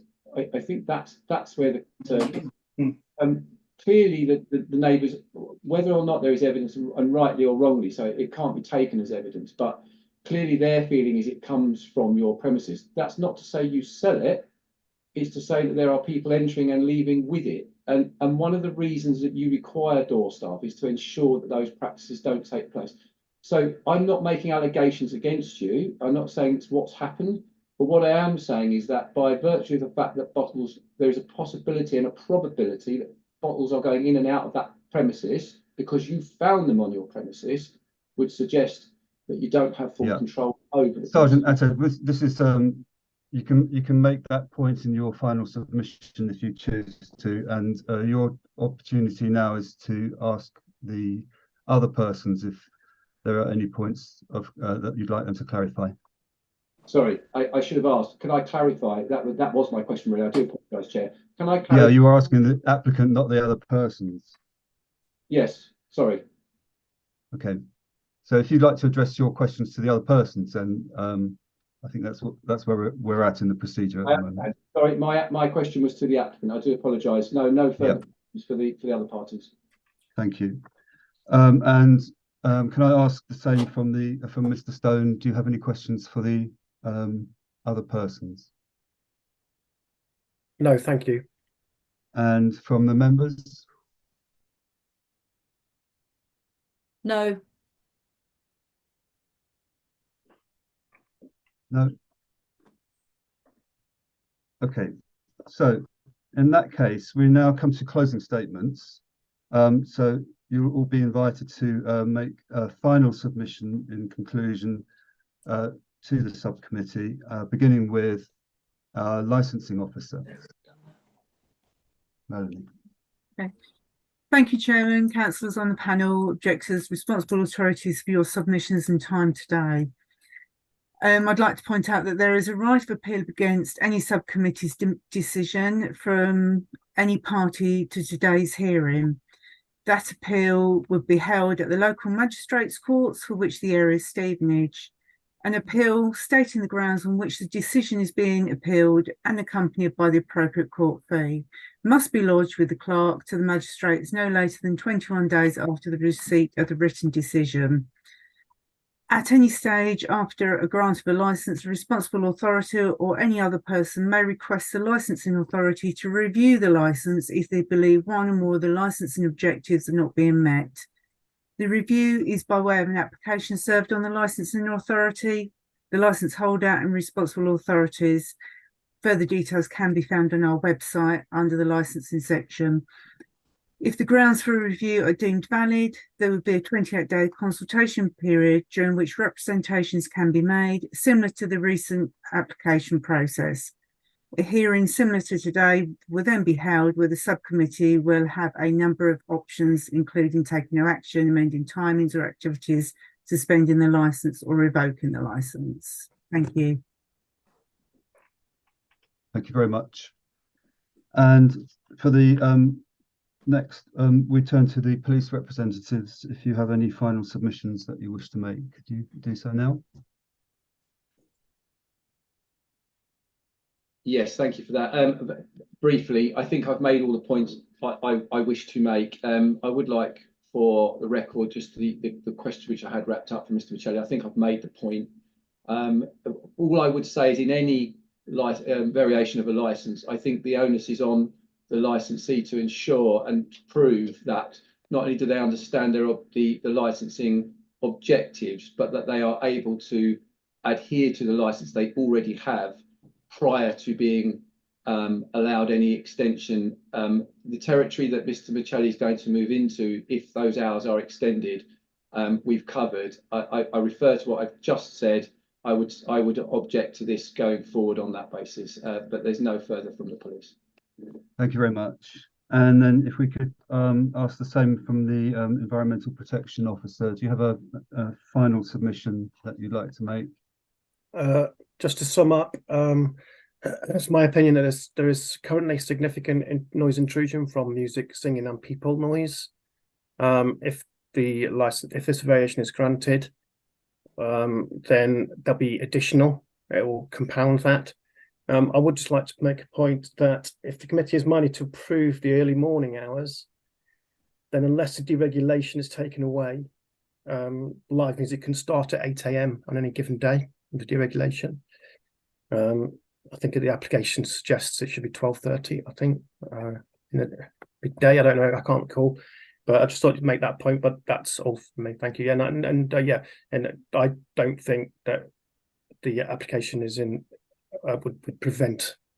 I don't think prevention of public nuisance has been considered, and I object to the application. Thank you very much. And coming back to the other persons, do you have any closing statements that you'd like to make to the committee? Sarah? No. No, sorry. No. Christine?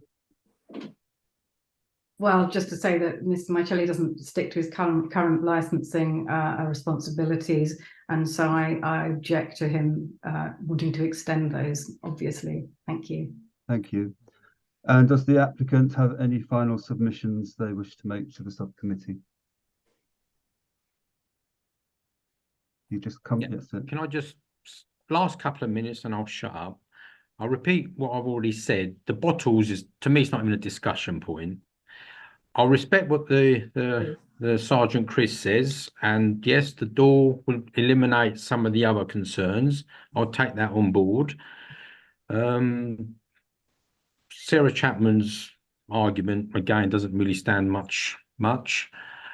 Stuart, yeah, he's been there 27 years. He's never had to object. 25, 27, whatever. He's never had to object. He did object 5 years ago when I did apply for my wine bar. That's the only time he's ever needed to object. So he did object back then. It was only a little wine bar. Didn't even have any music on there. So he still objected. He moved into the premises 27 years ago when he was 50. Maybe his thinking's a little bit different. Bucklesbury, yeah, I've lived here 58 years. I remember going well past 11 o'clock. Maybe the publicans back then were a little bit loose on the timings, but the kebab shop closed at 3 o'clock back then, Christine, not 2 o'clock, 3 o'clock. It closed at 3 o'clock. So Bucklesbury has always been quite vibrant. Just add something here. No, Yeah, can we? You lived there 10 years, Christine. Okay, don't worry then. You lived there 10 years, Christine, and you only just realised now that the kebab shop closes at 2. So she's been. It's quiet. Because it makes no noise. It makes no noise. That's why. It's a quiet. It makes no noise. Well, at half one, a couple of times you've said in the past, I've been making the noise, and we were definitely closed. We were knowing now the pennies dropped. 1:30, obviously, it wasn't me. Now we know why you thought it was me. As in bottles left. You know how many bottles and kebabs and whatever's left on my barrel outside my premises? Loads. I've got loads of glasses there. I'm not blaming anyone. It happens. Definitely not my glasses. We don't even have glass here. We definitely don't sell bottles of beer. The wine scenario, bottles of wine, we hardly sell any wine nowadays because we're more spirits and cans of beer, but it's all in a glass. So please, next time, Stuart, if we're still open, take a photo if someone's drinking bottles of wine outside. So that's not even a discussion point. Social media, yes, I'm very active on social media.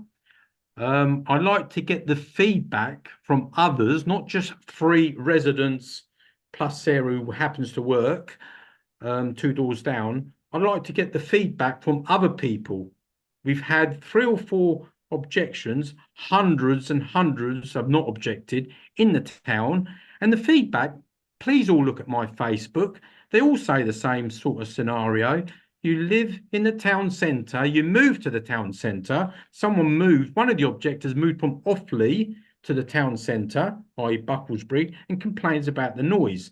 To me, yes, we need to allow the residents. I've said it again, I'll say it again, but it's a town centre, it's a commercial property.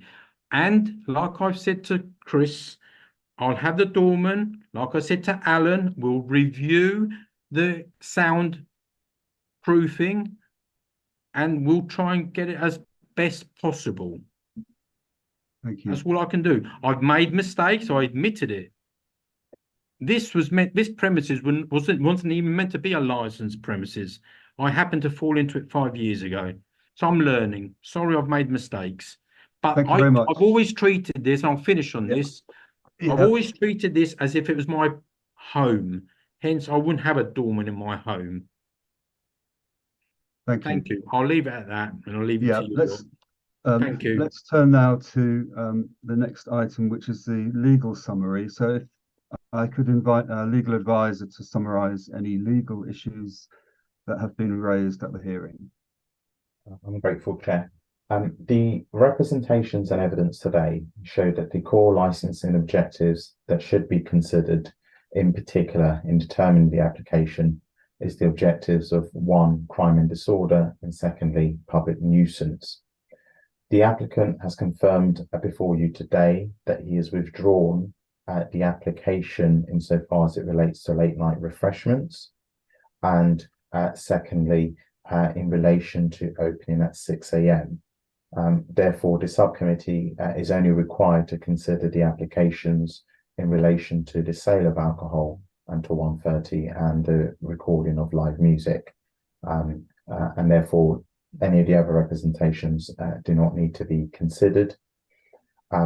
The subcommittee should keep in mind that the licensing regime, forgive me, here's that perhaps Councillor Willoughby may have a point. I don't know if it's related to what I have just said.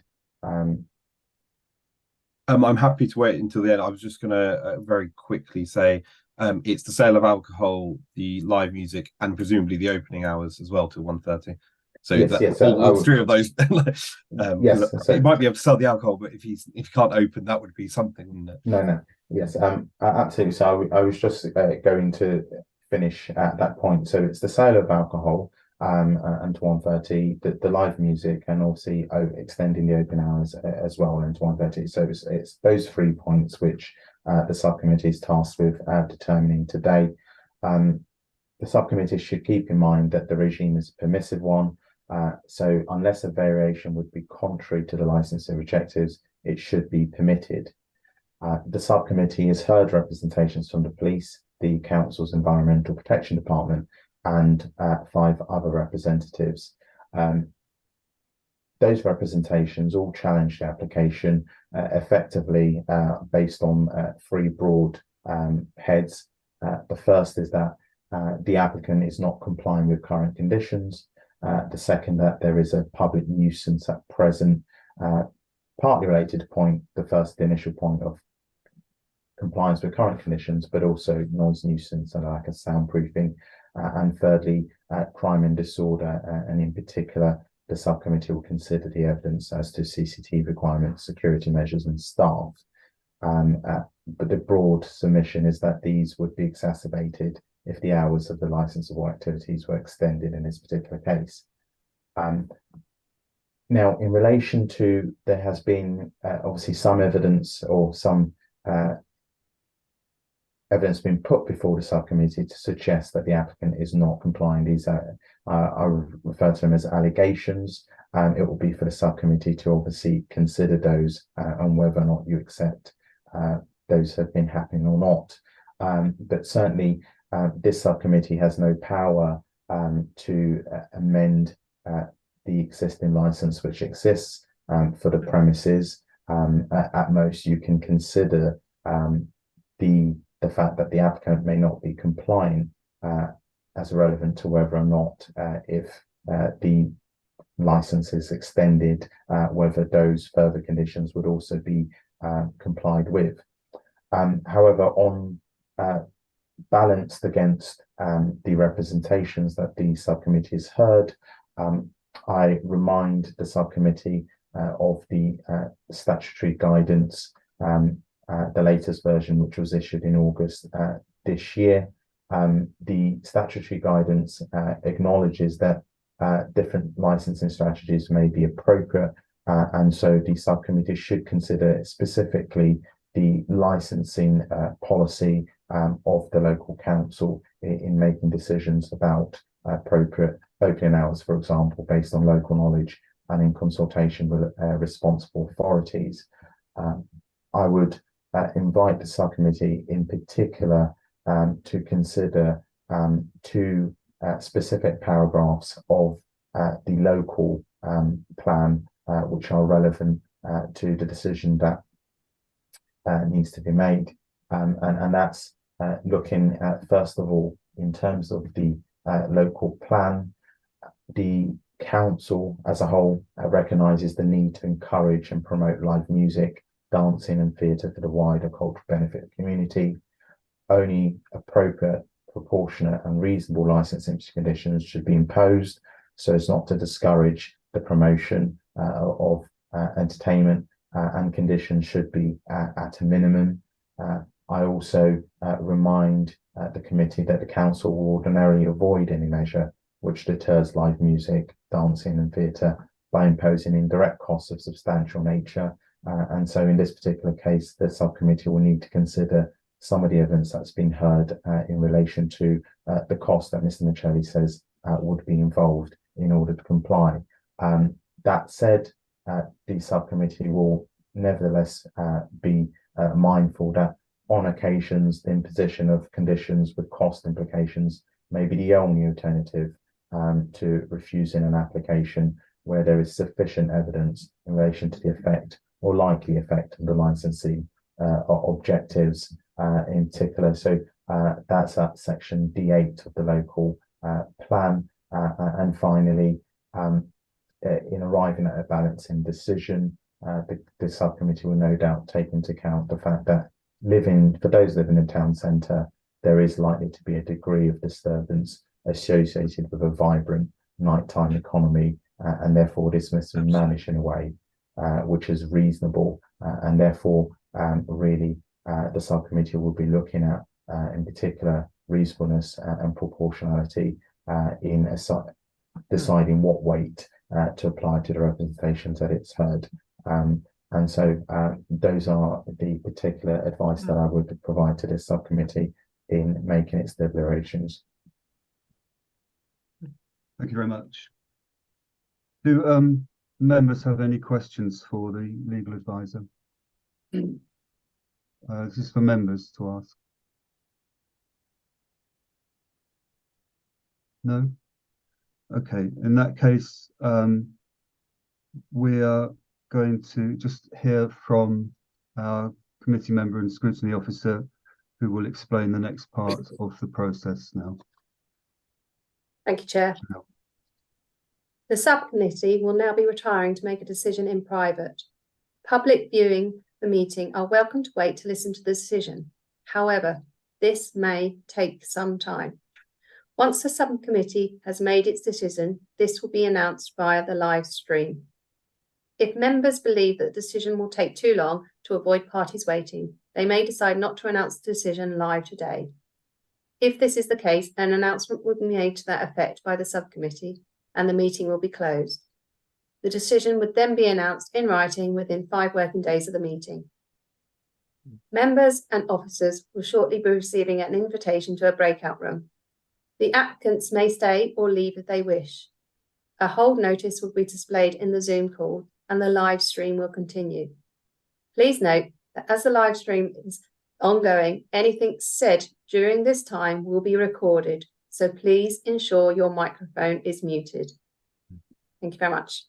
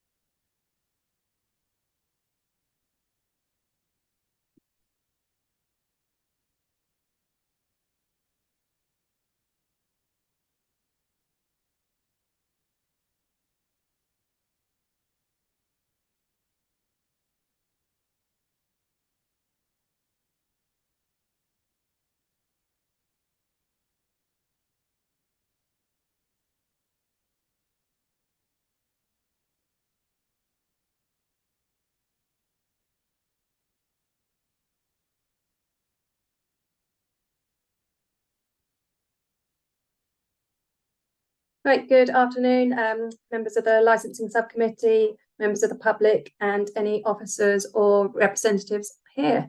I will just do a quick roll call to check who we have online. And the panel, can I have Councillor David Barnard? Present. Councillor Ruth Brown? Present. Councillor Tom Tyson? Present. Councillor Alistair Willoughby? Present. And can I have any officers? Melanie Gillespie? Present. Samal? Present. Isabel?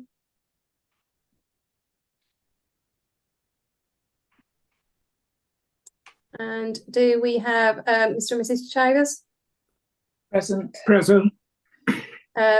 Christine Evan Pugh? Okay. And Tony Misselli? You're muted.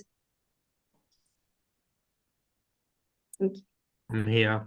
Thank you very much. You can just mute yourself again, and I will pass it over to the chair. Thank you. This is item 3 on our agenda, determination of the hearing. This is an application for a variation of a premises license under section 34 of the Licensing Act 2003. The subcommittee has read the material presented to it and has listened to all the evidence and submissions. The subcommittee has considered the national guidance and the statement of licensing policy and has come to the following decision. The application is rejected. The subcommittee recognises that conditions will only be imposed on a licence where conditions are appropriate for the promotion of one of the 4 licensing objectives. The subcommittee will only impose conditions on a licence where relevant representations have been made, and it considers that it is appropriate to impose conditions as a result of these representations. The subcommittee considers that on the admissible evidence received, the conditions that would be required to be imposed would be so disproportionate as to defeat the promotion of the licensing objectives. The subcommittee considers that on the admissible evidence received, no conditions are required from the applicant for the promotion of the licensing objectives. No conditions have been imposed, but the applicant is reminded that the current conditions of his premises licence remain in place, and that the effect of a failure to comply with any of the conditions attached to the licence or certificate is a criminal offence, which upon conviction would result in an unlimited fine or up to 6 months imprisonment or both. So just informally, we would really recommend Mr. Michelli to have a good look at the current conditions of his licence as it stands at the moment. The subcommittee has taken into account the guidance issued under section 182 of the Licensing Act 2003, August 2023 version, in reaching its decision. The sections which are of particular relevance can be noted in detail from the written decision sheet, which will be forthcoming. Just in the interest of brevity, because there are a large number of paragraphs that are referred to there. And similarly, the subcommittee has taken into account the North Hertfordshire District Council's Statement of Licensing Policy 2021 to 2026 in reaching its decision. It has found, and again, there's a long list of sections from that statement of policy, which I'm not going to read out in their entirety, but those details can be found in the written decision sheet. The subcommittee considers that the variation application should be rejected as a whole for the following reasons. The subcommittee considers that there are too many conditions that would need to be imposed in order for the variations to be granted, so as to effectively change the nature of the application that it was being asked to consider. The subcommittee accepts the evidence from the responsible authorities and other representatives that the applicant has not been complying with the current conditions of his premises licence with respect to opening time. The time that live or recorded music is being played, the adequacy of soundproofing, the number of toilets needed, the number of trained staff on CCTV, amongst other things. These failings are relevant to the licensing objectives of public nuisance and crime and disorder, or the prevention thereof, and the applicant demonstrated a lack of awareness of his current premises licence and of the licensing rules. In light of this, a variation would not promote the licensing objectives. The applicant demonstrated a lack of awareness of the potential for crime and disorder if the premises were to remain open until 1:30 a.m. And he was vague as to his staffing arrangements and how any crime and disorder, if it occurred, would be managed. Although the applicant sought professional advice from a soundproofer, the subcommittee did not receive any documentary evidence of any assessments carried out or work completed by the applicant to reduce the noise nuisance complained of.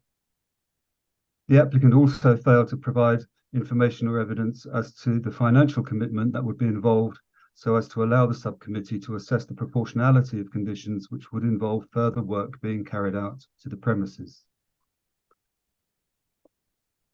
At any stage following the grant of a premises license, a responsible authority such as the police or any other person likely to be affected by the premises may ask the licensing authority to review the license because of a matter arising at the premises in connection with any of the 4 licensing objectives.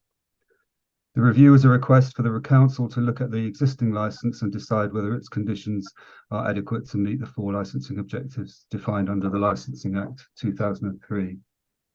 That's the end of the determination. I've got one more point that I should have made beforehand, which was that during the licensing subcommittee deliberations, a decision was made for Councillor Brown to swap from reserve member to committee member, and for Councillor Barnard to thereafter act as a reserve. This made no bearing on the decision-making process, and as all members were present for all proceedings. And with that, I close the meeting today. Thank you very much for attending.